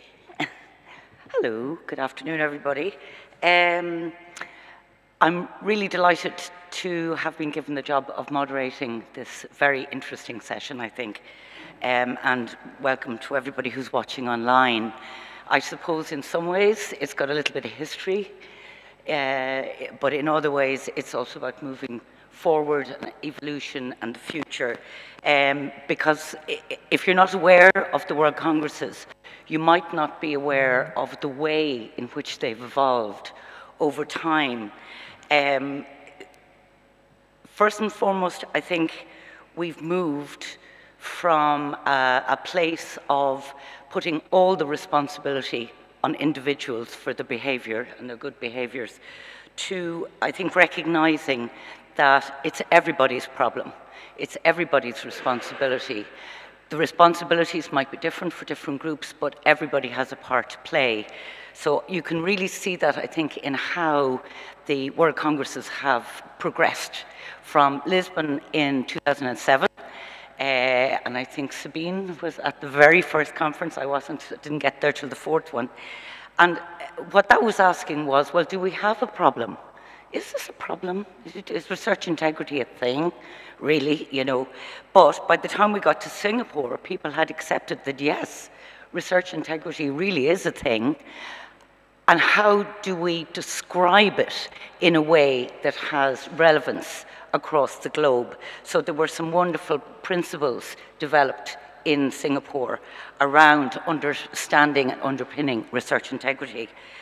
By the time we got to Montreal, I think the amount of cross-border, cross-sectoral, cross-disciplinary collaboration was really starting to ramp up. So it was no surprise that one of the big focuses of the Montreal conference was around collaboration. Then we get to Amsterdam. We're starting to understand that we need to understand research integrity a bit better. So the focus of Amsterdam was very much about, well, how can we do that? What kind of research can we do? Can we do research on research integrity? And if we can, how would we best go about it? Then Hong Kong comes along, and again, we've moved on now to something a little bit more positive, and it's about, well, how do we reward and incentivize research behaviors? And of course, one of the big ways of doing that is through the assessment process. And that's really taken legs. But I mean, Hong Kong was really in there at the beginning of that thinking around research assessment and the way that that can influence how people behave. And then finally, for Cape Town, there was, I think, again, an increasing understanding about the importance of diversity and fairness and equity in the research system, and that unfortunately that was not the case everywhere. So Cape Town spent a great deal of time looking at that and how through our efforts in research integrity we could actually improve that. And hopefully there will be another lovely statement coming out of Athens next year, which again is looking now outwards at innovation, industry collaboration, multidisciplinarity, etc. So we'll watch that space. So what I have here are, which is fantastic, I have 5 people who were intimately involved in developing statements at each of the conferences, well, not every single conference, but most of the conferences have created a lovely legacy of statements and principles and agendas that tried to capture the essence of the discussions at those conferences. So I'll start actually with Lynn at the far end, and then we can work backwards the other way. So Lynn Horn was very much involved in the development of the Cape Town Statement, which has really only been published in the last few months, and there was fantastic work done on that, and it's gotten really nice press coverage. Lynn is the director of the Office of Research at the University of Cape Town, but she's also associate professor at the Centre for Applied Ethics at Stellenbosch, and she is a medical doctor and bioethicist by trade. Then sitting next to Lynn, or not, actually, she's not sitting next to her. Okay, who's sitting next? Lex. So I wanted everybody to be lined up chronologically, but it hasn't worked. Pups in a basket. Okay. So Lex Bouter, Professor Lex Bouter, very well known, and he was intimately involved with developing the Amsterdam agenda. So Lex is Professor Emeritus now of Methodology and Integrity at VUA, and also he is working in the Amsterdam University Medical Center. Beside Lex, we have Mehar Sham, who was, again, very involved with the Hong Kong principles and developing those at the 7th World Congress, or sorry, the 6th. And Mehar is Pro-Vice Chancellor and VP Research at the Chinese University of Hong Kong, and she is a Professor of Biomedical Sciences by trade. Next to Mehar, we have Zoe Hammett, and she is here on behalf of the Montreal Statement, so that developed at the 3rd World Congress. She's an adjunct professor at the University of Hawaii. I think we'd all quite like that job, really. She's also a research consultant in her own right and has done a huge amount of work internationally with groups and funding agencies and networks and anybody you can think of around research integrity. And she is an attorney by training, so we have a nice collection here of people. And then sitting beside me here is Sabine Kleinhardt, who is going to be talking about the Singapore Statement, sort of the first biggie, really, that we had. She's a senior executive editor at The Lancet, and she has been involved in all of the World Congresses in some form or other, which is, so she's our what's the word, history. She's our institutional history about the World Congresses. And Sabine is a pediatrician by trade. So we have a really nice collection. So I asked each of them to speak for 5 minutes only, not use slides, but I wanted them to look at 3 different things about the statement that they're representing. The first was, what was the impetus for the topic of your statement?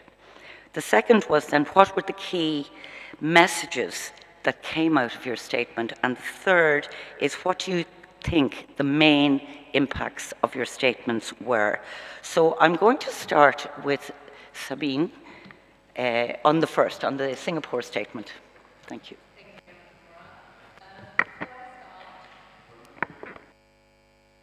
Thanks very much, Maura. Before I start, who has been at the Singapore conference here? The Singapore conference. Oh, thank you, Anna. One other person besides me. That's fantastic.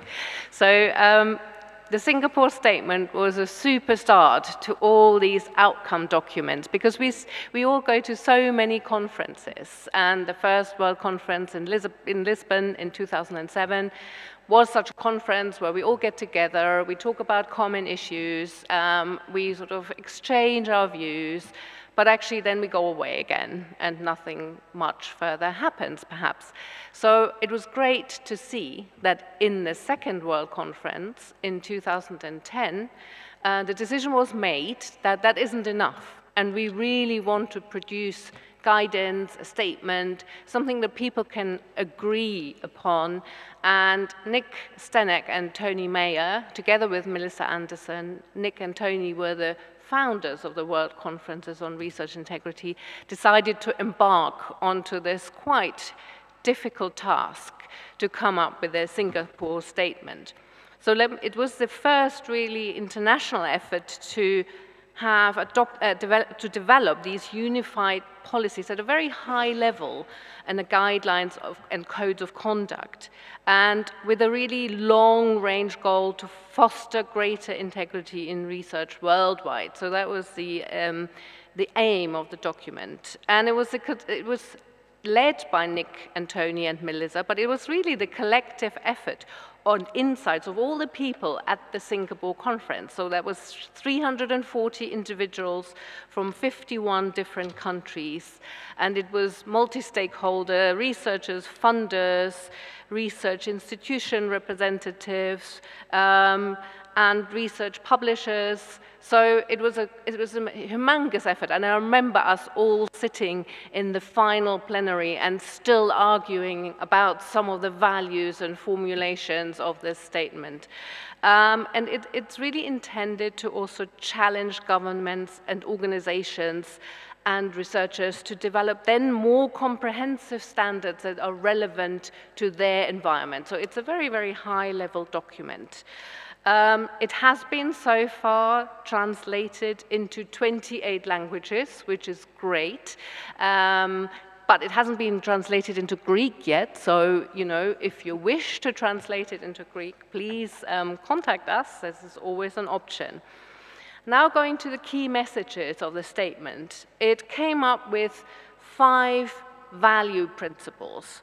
So honesty in all aspects of research, accountability in the conduct of research, professional courtesy and fairness in working with others, and good stewardship of research on behalf of others. So these were the 5 guiding principles of the statement. And that was quite an effort to agree on these 5, again, I want to stress. And then it came out with 14 responsibilities in all aspects of research, and they range from integrity, adherence to regulations, research methods, research records, findings, authorship, publication acknowledgements, peer review, conflict of interest, public communication of research, reporting irresponsible research practice, responding to irresponsible research practices, research environments, and societal considerations. So you can see it's really, really high-level aspects of all that is related to research integrity. And I think the main impact, to conclude, of the Singapore statement was that there was a global conversation on this, and that for the first time people actually could agree on global principles. And I know anecdotally, I haven't done any research on it, but people have used the Singapore statement regionally, locally, in their institutions in many ways. And Lynn only told me yesterday that in 2012, that was the first thing they did in their department, go away and look at these principles and these responsibilities and see how they could be translated. And this is what I think was the main achievement and impact of the Singapore statement. Thank you. Thank you. Oh, is it on? Yeah. Thank you very much, Finn. That was brilliant. So I'm going to pass on to Zoe now, who will talk about the Montreal Statement. So I had the honor of attending the Third World Conference in Montreal in 2013, but I was not involved in the drafting of the statement itself, although I did attend one of the workshops. There were 3 of them, led by the visionary insight of our co-chairs of that conference, Sabina Kleinert and Melissa Anderson, along with the strong support for the drafting of the Montreal Statement on research integrity and cross-boundary research collaborations by our cherished late colleague Susan Zimmerman, who was a policymaker herself, and in fact at the time was the executive director of the Canadian Secretariat on Responsible Conduct of Research. She was also working with Mark Frankel of the American Association for the Advancement of Science in talking about these issues along the lines of the conversation that was started in Singapore, and also opening it up beyond the foundational principles for establishing honesty, accountability, good stewardship, and professional responsibility, also more broadly talking about collaboration in a way that would ensure that each partner in a collaborative partnership was responsible collectively, and developing this sense of shared responsibility, which was, I believe, in this field and many others, a foundational concept to be able to do that from both a macrocosmic and microcosmic perspective.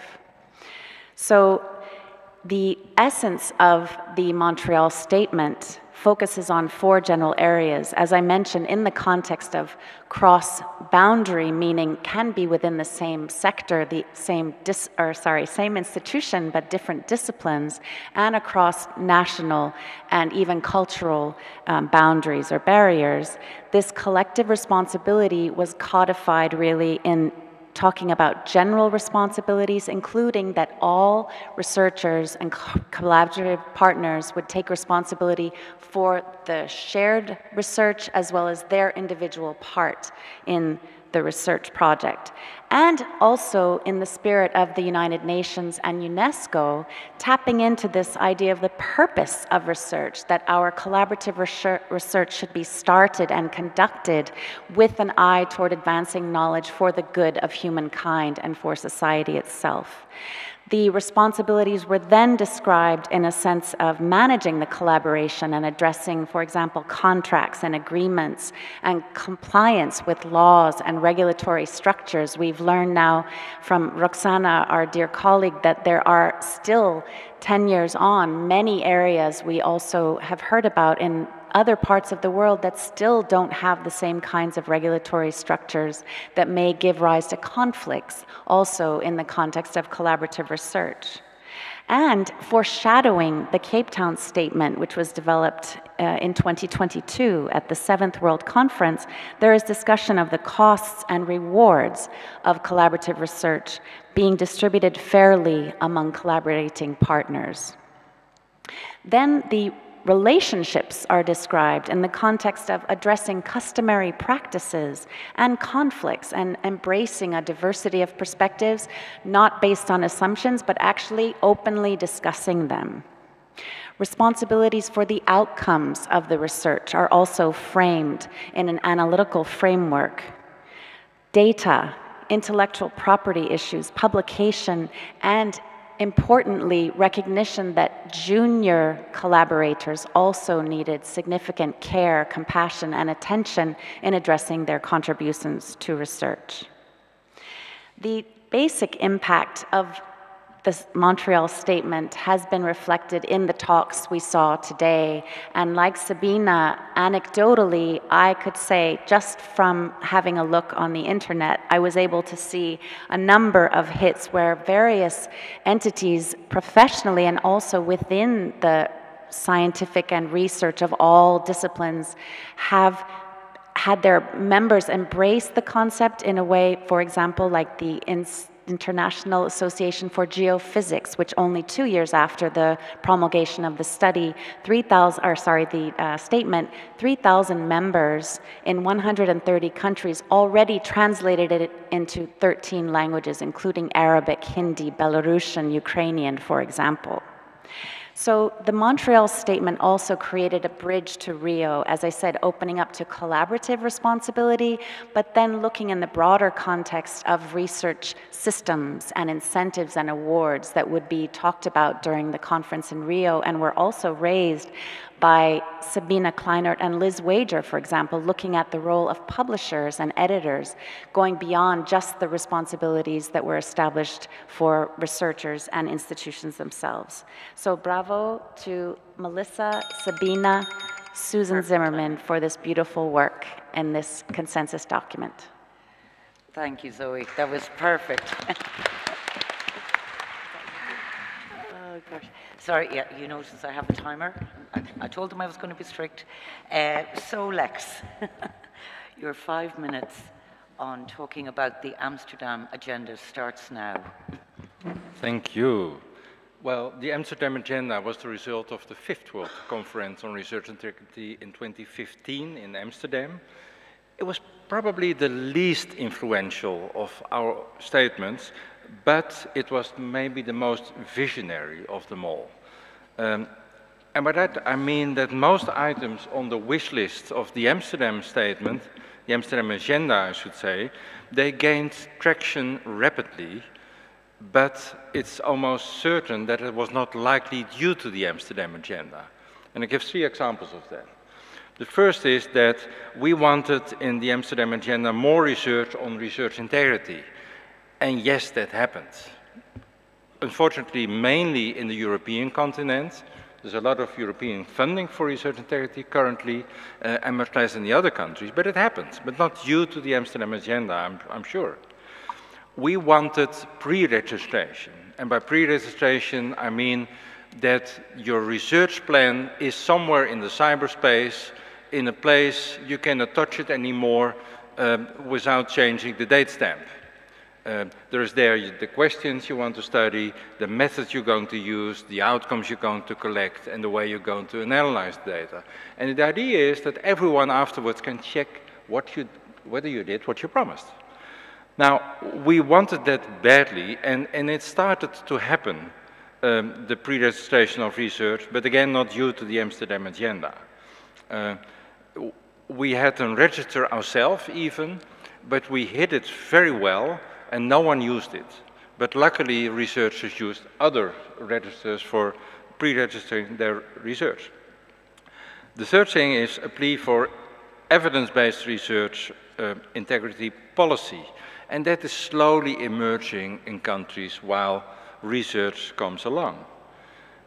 We promised a progress report on the Amsterdam agenda, and we did on pre-registration. And we looked at ourselves, we look in the mirror. We looked at the Hong Kong conference, the Cape Town conference, and we will be looking again at the upcoming Athens conference, whether the abstracts of empirical research presented on the conferences were pre-registered. And the answer is disappointing and a bit embarrassing as well.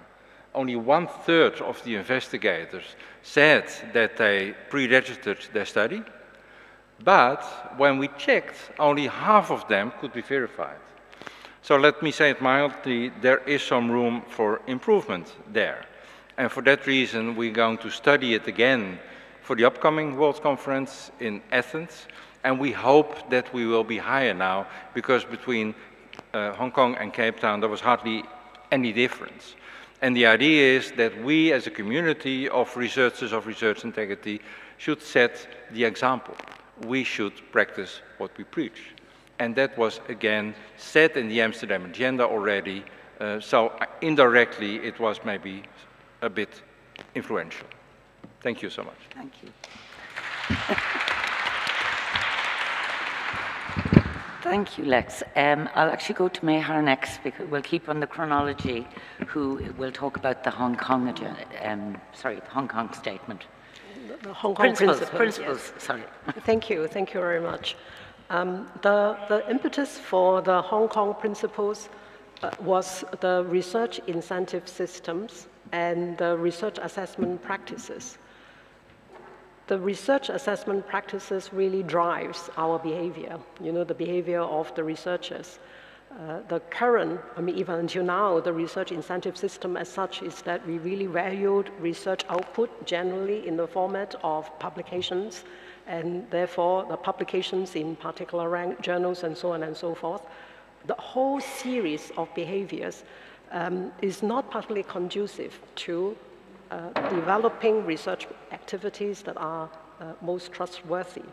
So in the run-up of the 6th World Conference that was held in Hong Kong in 2019, so before that, led by our colleague David Moa and a group of us in preparing for the conference and in making use of the time when we would be able to gather together, already the group was already drafting a list of, we call it principles at the time. And then by the time we held the conference in Hong Kong, there was a focus track session with a couple of sessions that participants of the World Conference was able to give their feedback to the drafted principles at the time and so on. So those of you who were in Hong Kong, some of you probably participated in that conversation already. So the Hong Kong principles essentially is a set of 5 principles aiming at rewarding trustworthiness of research.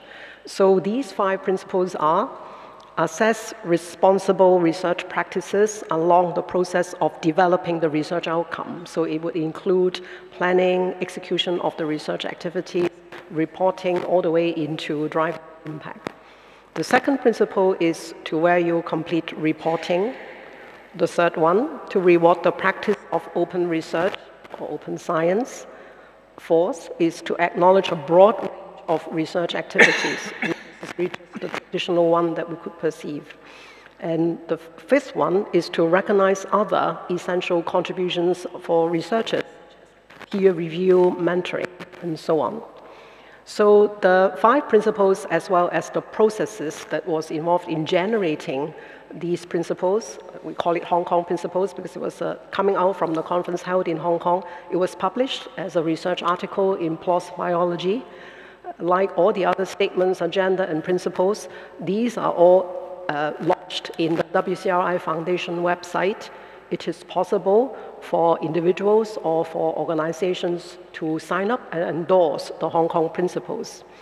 And so far, it is translated into 4 languages, in Chinese, German, and Spanish, Portuguese. So there is room for it to be translated to any other languages for those who see fit.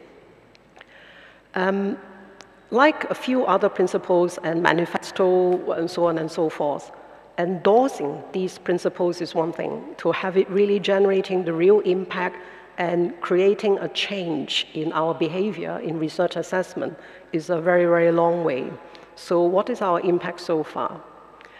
As a research publication, it is an impactful one because it has generated quite high citation. That is not bad at all. So other than that, there are other, I myself consider quite positive things, is that the Hong Kong principles actually has been attracting attention until now.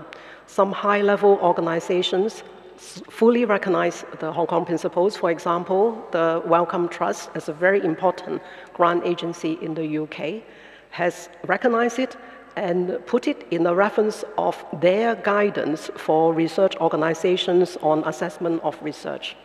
The European Commission also recognized the Hong Kong principle, and in their report on reform of research assessment, which actually was published as a guidance on basically calling for reform for research assessment in Europe, they also, first of all, recognize it. In both of these organizations, they have made a very, very clear statement calling for research organizations and universities who are funded by Wellcome Trust or who are in Europe, who sign an agreement with the European Commission to make it binding. That is, within a certain period of time, the organizations need to have a plan for implementing certain changes in their research assessment practice. So certain period of time is a plan. By certain period of time, it has to be an actual practice of the outcome. So from this point of view, as a very, very high-level policy and guidance change, this is a great success.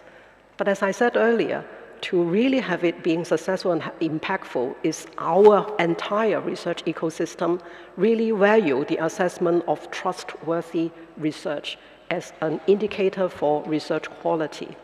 We have heard a few speakers today talking about the various networks in Malaysia, in Latin America, or even elsewhere, is that in many other parts of the world, in making a change in the research assessment, in adopting peer review, open science, recognizing the full progress of research outcome is remaining challenging. So I think that there are various hurdles that we really need to overcome. Having the principles is not the end, it's really calling for the attention. There are some attention already. I think that making use of the networks, for example, WCRI as a platform, to share our practices in research assessment and really, it may be slow steps, but steps going towards changing our research assessment ecosystem would help. Okay. So, thank you. Thank you so much. And last but absolutely not least, our most recently minted statement, the Cape Town statement. So, Lynn, okay, take it away. Maura. Hi everyone, good afternoon.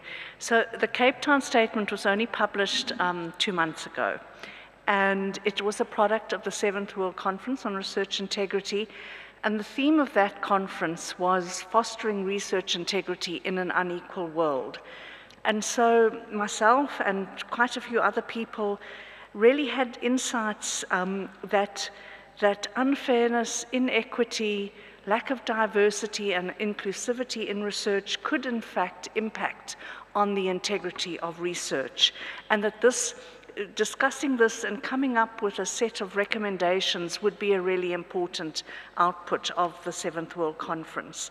The statement was published via an article in Nature, and I just want to read something that was written in there, and it said, much too often, researchers in institutions from high-income countries reap greater benefits from global collaborations than do their LMIC collaborators, whether in relation to numbers of papers published, career progression, setting priorities for research, or the ownership of samples and data. And in the supporting papers that were published around this statement, we were able to find a lot in the literature to support this. And research integrity can be impacted negatively in several ways when there is unfairness and inequity, and particularly around research priority and agenda setting, where often these have already been set and research questions have been set, grants have already been obtained at a time when sites are then looked for and collaborators are looked for in places, for instance, in Africa or other LMIC countries. There's often what we call helicopter research, which I'm sure you're all familiar with that term, and then the data use and secondary data use and access, so that I had often heard from LMIC researchers describing themselves simply as glorified data collectors. There are a lot of problems with authorship, and there's a lot in the published literature supporting that. I won't give examples here in the interest of time. And then also open science, which we know is a pillar of research integrity, can be very challenging for people in low resource settings in terms of article processing costs, access to the Web of Science, Scopus, libraries that are under-resourced, etc. So the statement has 20 recommendations or calls to action, which are all quite specific, and they are grouped together around 5 values, which I'll mention quickly now. And they are aimed at a very wide range of stakeholders. So funders, publishers, journal editors, researchers themselves, research institutions are all named specifically in the statement. And the collection of 20 statements comes in under diversity and inclusivity as a pathway to fair practice and attribution, fair practice from conception to implementation, mutual respect as a pathway to trust, shared accountability for building practices and systems to support fairness, and then the last one is Indigenous knowledge, recognition, and epistemic justice. So the main impact of the statement, as I said, it's only been published 2 months ago, but we're really hoping that over a period of time, there will be greater awareness around these issues and that behaviors will start to change from all stakeholders. And if I can just hone in, for instance, on funders. So for example, funders not funding research that could lead to the so-called helicopter research where you have people flying in and literally flying out again. Funders increasingly funding LMIC leading scientists directly instead of through sub-awards. So those are some of the examples. Funding research collaborations at the priority setting and agenda setting stage. And journal editors asking questions about articles that use data collected in LMIC countries, but where there are no LMIC authors represented. And certainly journals are starting to do this. For instance, The Lancet has adopted this practice. So those are some of the things that we're hoping to see in the months to come. So thank you very much. Thanks. Thank you, Lynn. Thank you very much. Now, before I jump in with some questions, does anybody else have a question that they'd like to put to one or all of the panel? Okay. All right, well, I'd love to explore with you a little bit how, I mean, I think this is just an amazing legacy for the World Congresses to have, conferences to have, but to a certain extent, we may be in a little bit of an echo chamber. So I'm just wondering, do you have any thoughts on how we might be able to promote these statements outside of the research integrity bubble into the broader community? And I think this is going to become particularly relevant for the Athens statement as well if we're trying to tap into the innovation space. Anybody like to start? Lex? Well, I don't have a magic bullet, so I have to disappoint you. What might be useful is to give workshops, as many lectures as you can, in diverse groups. It's my experience that many conferences nowadays want a keynote on research integrity. And we are often invited as people organizing and involved in the World Conference, and there you have an opportunity to spread the gospel. What we learned in Cape Town, that's the second thing I want to say of three. In Cape Town, we learned that science writers, science communicators can be really important. We had pieces in a thing called The Conversation with hundreds of thousands of readers. Many of them not in academia, many in academia, and she exploited different outputs as well. We hope to be able to do that for the Athens conference as well. And the last one is that you can write yourself or induce your colleagues to write in editorials of scholarly journals. That is important. Editorials are popular, well-read, and when the topic is research integrity in a compelling way, in not that many words, it might bring the ideas within a community and within these wonderful statements and agendas and what have you, outside the bubble. And a few of my colleagues in the Netherlands now, they started also doing podcasts on research integrity, and that seems to become flying. I would never have predicted it, but these young people can make up their minds what might work, and it does work. Yeah, I completely agree. I think it's already happening to some extent. You know, I mean, everywhere we go, for example, we would definitely talk about it, especially also to people who are not in the research integrity field. So at the moment, there are a lot of conferences on equity, diversity, and inclusion, for example. And, you know, to that community, you then talk about the Cape Town statement and put that into the context of research integrity. That, for some people, is an aha moment because it's the first time they thought about it in that particular way.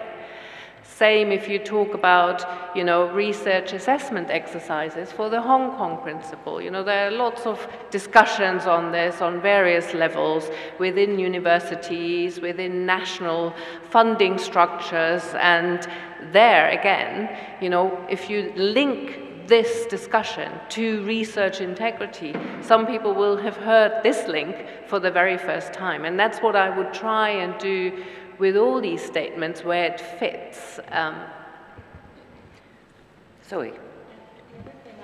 To that is that the beauty of the World Conference guidance documents, each of these statements, is that they are developed from within this community that's developing a consensus. And so, for example, the Australian Code, the Irish Framework, the European Code, and the APEC principles, for example, are much broader frameworks in which the statements and the principles therein are being promulgated, and then from another angle, in addition to that that's been described, actually at the institutional level, then trickling down so that those individual researchers in their labs, regardless of their discipline or community practice, are also aware of them. It's just another angle.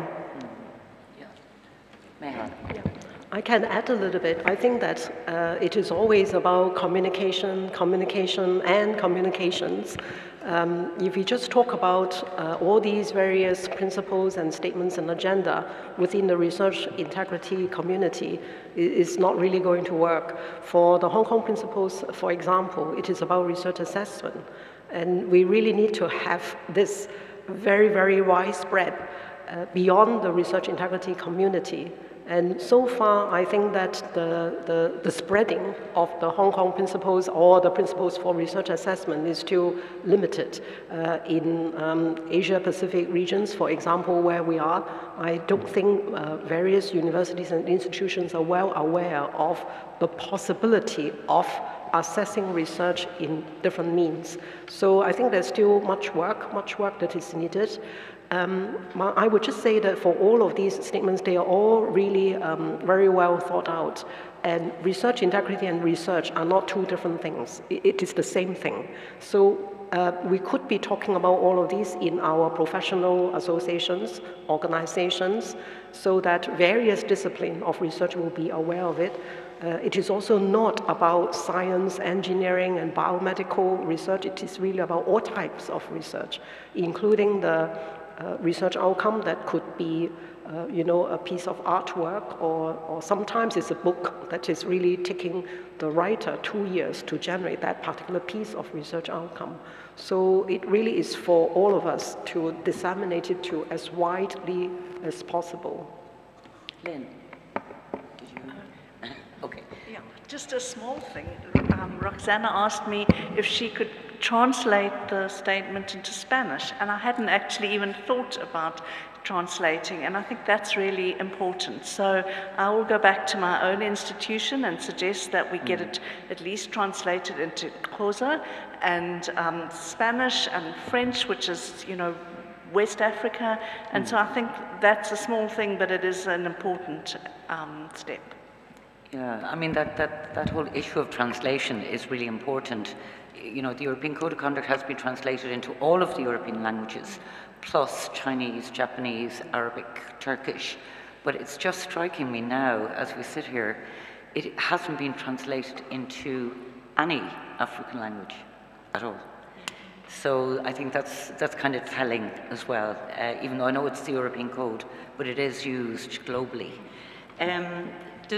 Sorry, before Panagiotis, I don't want to hog this. Thank you. It was, I think, spectacular seeing all this collective experience of previous World Conferences.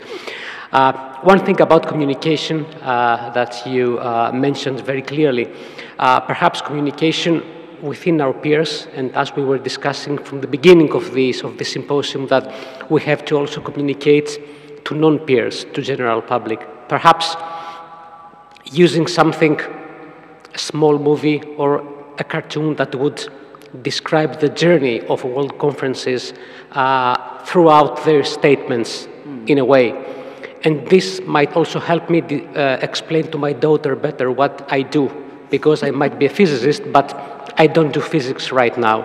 So perhaps trying to give a very easy way of communicating what World Conferences actually do, that would be beneficial, perhaps also to our peers, since they usually do not know what I do, not only my daughter. Yeah. Thank you very much. Thank you. Thank you. And you're absolutely right, because there is a danger when we're in the bubble that we think everybody knows what we're talking about. And of course, you know, you just step one street back and they may not have a clue really what you're talking about. Which actually brings me nicely to my next question, which is, I suppose, I'd love your opinion on how we might go about creating or generating these statements and principles, perhaps in a more effective or inclusive way into the future. You know, it's done around the conference, but is there a better way to do this? Does anybody have any thoughts on that? Lex? I don't want to be the first always. Oh, the point is, to me, it takes about 2 years to prepare a conference well. And I think it takes about 2 years to prepare a statement well as well. Yeah. So we should start with maybe focus groups, surveys, all on a low level, having a co-creation workshops or a number of them, then sending around to some drafts, consulting people in the community, outside the community. We should take more time for it, to prepare it. And then we need a statement ready in draft form when we start talking during the conference, and then we can devote the 2 slots of 90 minutes we have for it on focusing on the final stuff we have not yet completely agreed upon. There are always these nasty spots we need to solve, and then we can spend time on these spots. But when you treat it all, it will be a little bit more difficult. And then afterwards, we should open up. The improved draft is not a definite thing, and it can be on the web, for instance, for a few months or for a few weeks, whatever we want. Advertise it a little bit, and everyone who wants to comment can comment. And then the writing team can digest what is there. There will be a lot of nonsense, but there are also very, very clever and observational remarks that can improve the statement.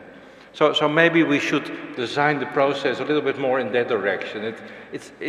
Well, we had all our methodology and we improved over time maybe, although the Amsterdam agenda was made up the last evening before the conference, I can admit. But we can do better. We can really do better. For the Athens statement. Sure. Maybe it's too late for that already, because I agree with Lex. It takes 2 years to produce something like that if you want to involve the community beforehand that isn't just part of the world conferences. So, just as an example, we do Lancet commissions with a very similar process where we get together people who think of a topic that they want to write about, and that whole process, and then they get together and they have advisory boards on what they drafts have and so on. And this whole process takes 2 years at a minimum. So we could think about it in the same sort of way. And perhaps we should, going forward, make this a part of the bidding process for the future conferences, where people already suggest what area they want to work on for such a statement. Because it's also clear from what we have presented here, perhaps apart from the very first 2, that it's very regionally dependent, so Lynn has presented the Cape Town statement, which was very much about this unequal research landscape, which was difficult, for the African context. And wherever a conference is held, there may be a different focus on such a statement, but that could be part of the bidding process. I want to give a comment. I agree very much with what Lex was talking about, is that in preparing for these statements, really quite a bit of effort, quite a bit of preparation is needed in order to do it well and make it effective. And I think engagement of stakeholders are also very, very important. Again, I will just use the Hong Kong principles as an example that is about assessment of researchers. The way that it was made, it was really quite well done because David Moore had prepared this way ahead of time, and before that we had a lot of discussion. However, this is a group of converted people trying to set out some principles. It's almost like an advocate, so that those who are applying the research assessment strategies may listen to us. It's approached in such a way. I can't help thinking that if from day one we have engaged those who are assessing researchers, could be grant agencies, could be institution leaders, so on, and make them sit in a room and tell, and contribute what you think could be in a reformed research assessment exercise. Well, similar exercise has been done elsewhere, but what I mean is in crafting these statements, if we have engaged these stakeholders from the beginning, I think it will be a lot more effective. So this is the first thing. How far we open, I think we can also consider. I have learned something about citizen science, although it has the word science, it doesn't necessarily mean science.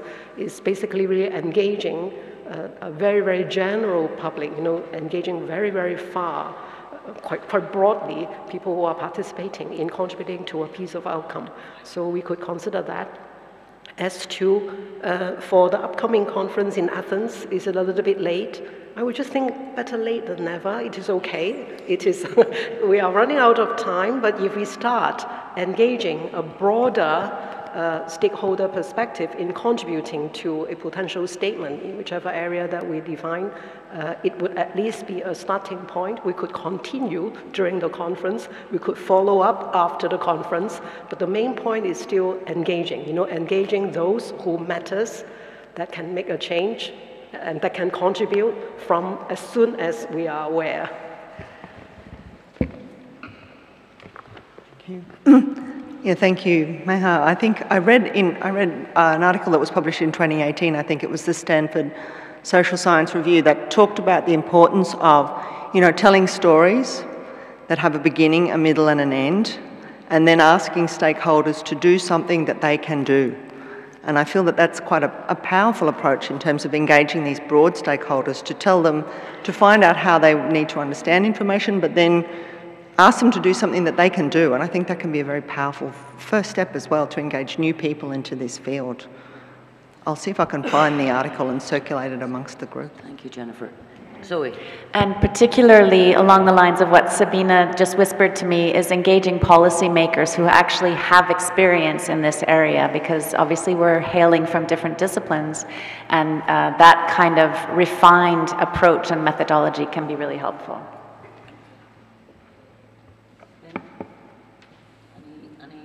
Final words, we've got 3 minutes left. Okay. Oh, sorry, was there a question? Yeah.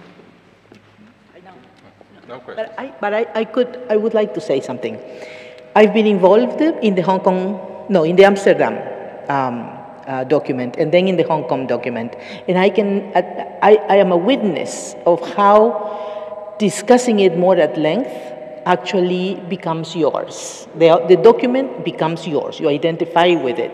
Because in the group discussion, people provide examples of what they mean, which is something we don't usually do when we read the final document. So I think that is definitely an endorsement of the 2-year commitment. But for our Greek friends, there's no 2 years, maybe a year and a half. Right? They need to arrive at the conference with some draft that can be discussed during the conference, endorsed or edited or commented. And so maybe in this year that we have before the conference, you can engage into rounds of surveys. And I would love if you could ask the Research Integrity Network members to give their opinions on what they may feel according to your priorities, they may feel could be the contents of this statement. Because we are all working via Zoom now. So many things can be done that way or via email, no? And there's a lot of people, these are a lot of people who've attended conferences who are familiar with the statements, Montreal, Singapore, Hong Kong, Amsterdam, and so they could they could probably be a better informed audience, in addition to your local audience of researchers. Okay. Thank you. Thank you very much, Roxana. Now, unfortunately, I'm going to have to wrap this up. This was just, it was amazing to get these 5 people at a table. I thought that was just super. So I'd really like to thank Sabine, Zoe, Lex, Mehar, and Lynn for giving of their time and their experience, and thank you very much.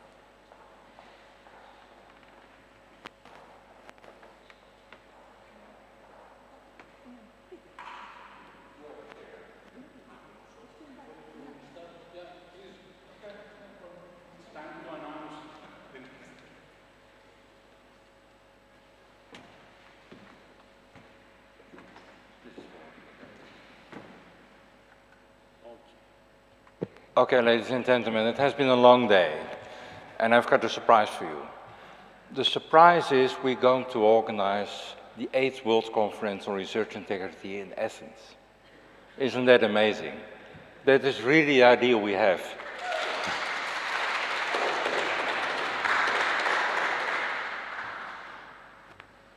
Oh, it takes a while.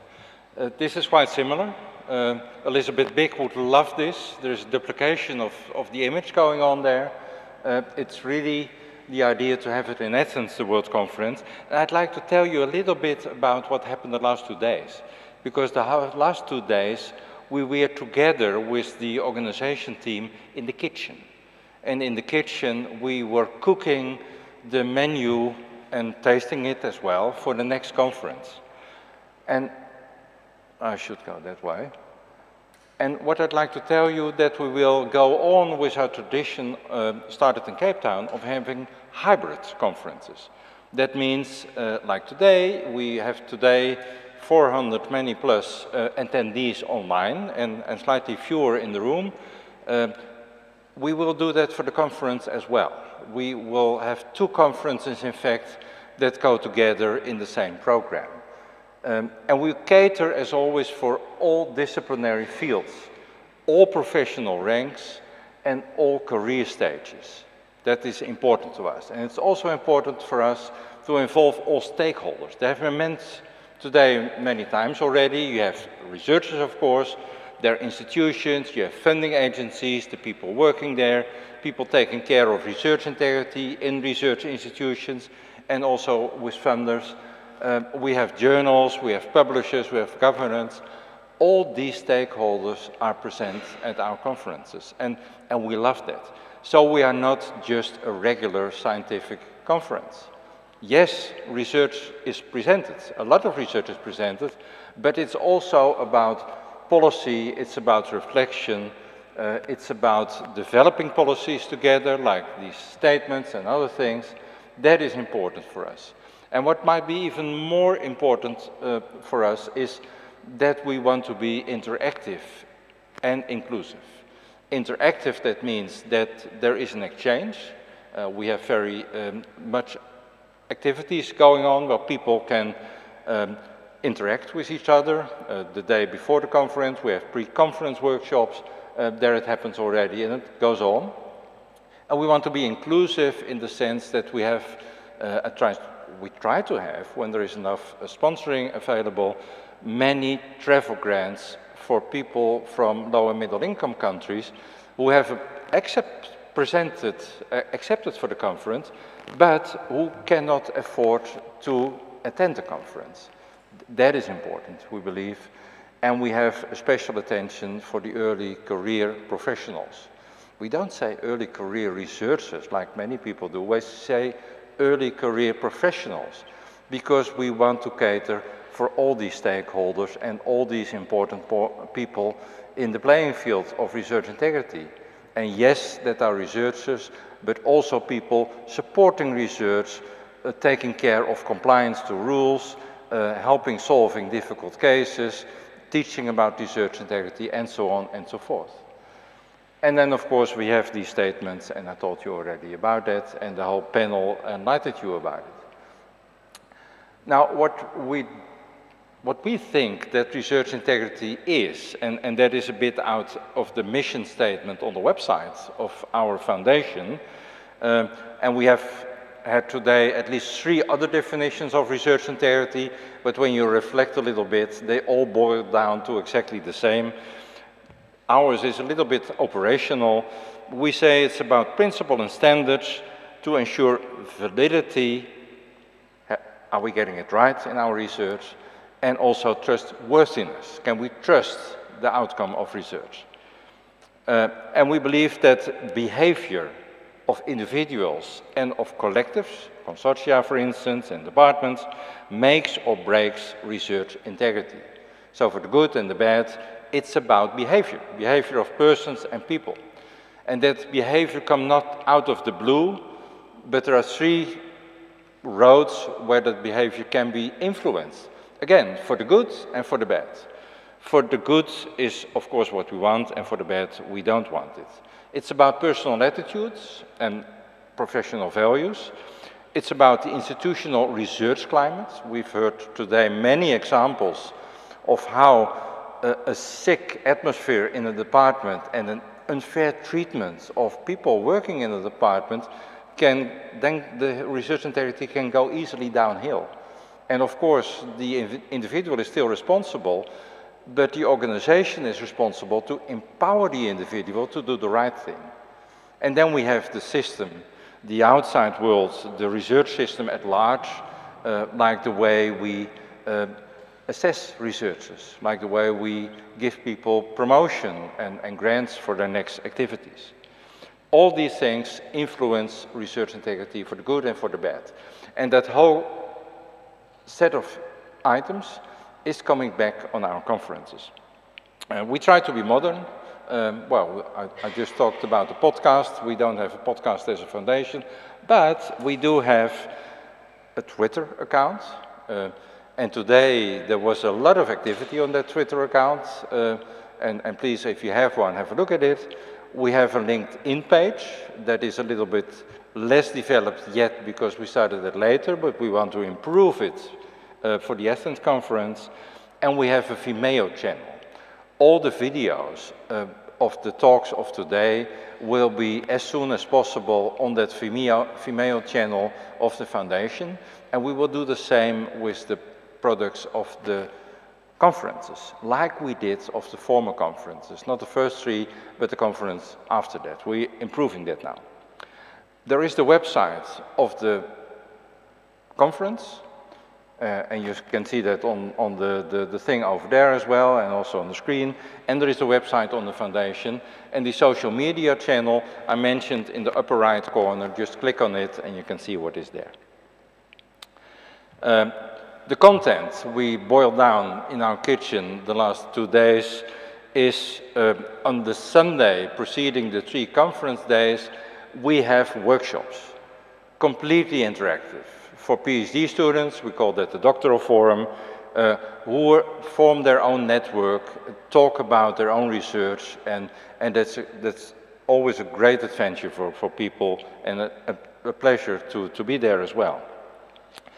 We have other pre-conference workshops. Then we have a number of plenary sessions, introduction and closure at the beginning and the end, of course, and in between 6 thematically coherent sessions about really important topics in the field of research integrity.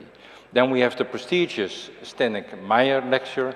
Nick Stenek and Tony Meyer has been mentioned already as the founders of the research integrity, and the guys taking the initiative for the Singapore statement, for instance, together with others. Then we have many concurrent sessions. Some of them we will devote to symposia. We decided on 12 yesterday. Some of them will be there for the focus track that will lead to the Athens statement. 2 slots we have reserved for that, and that's the reason a lot of work before and a lot of work after the conference is necessary. We have oral presentations and also an oral presentation award. There is a mistake on the slide, I apologize for that. And we have poster walks. We think that posters are also an important means to communicate research, but you need to organize attention for it. So there are short pitches and groups pass by posters during the lunch hours, and then the most interesting discussions develop, and that's great for people who can talk about the research to other people who are interested in it. So that is the way it's going to organize again, and we think ourselves that we have put together a great program, so let's hope that it will be a great success as well.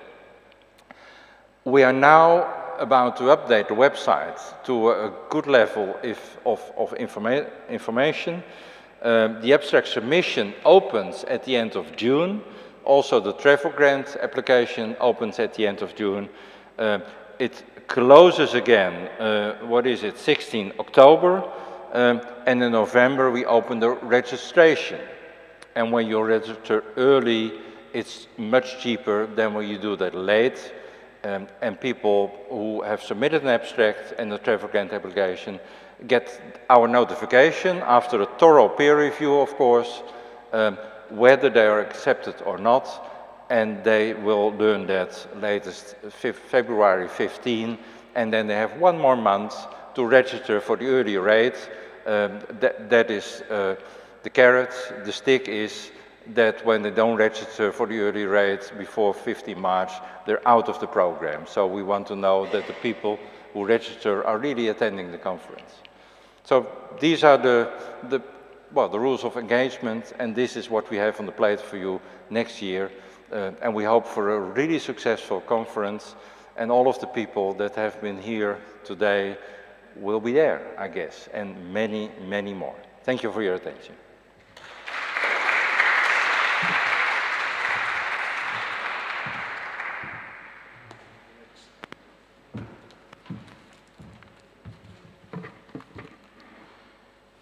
It has been a very interesting and fruitful day. Our speakers shall enlighten different aspects on what actually research integrity entails and the complexities involved. I would like to thank our speakers and the panel of the Symposium for their insightful contributions and for traveling to Athens from all over the world. And of course, all attendees, both on site and online, for their attention and their time and their contribution and questions also. Dimitris told me that we had more than 700 attendees in total, with a mean time value about 13, 14 minutes. That is good according to your experience and so on. We have a year ahead to prepare all the details that will enable us to successfully host the 8th World Conference on Research Integrity, and we will keep you posted on all important dates and stages of preparation, as Lex saw before. So, we are looking forward to welcome you again next June. Thank you very much for your help, and also thanks, guys, Dimitris and Babis, for your support all the day. Thank you, all of you.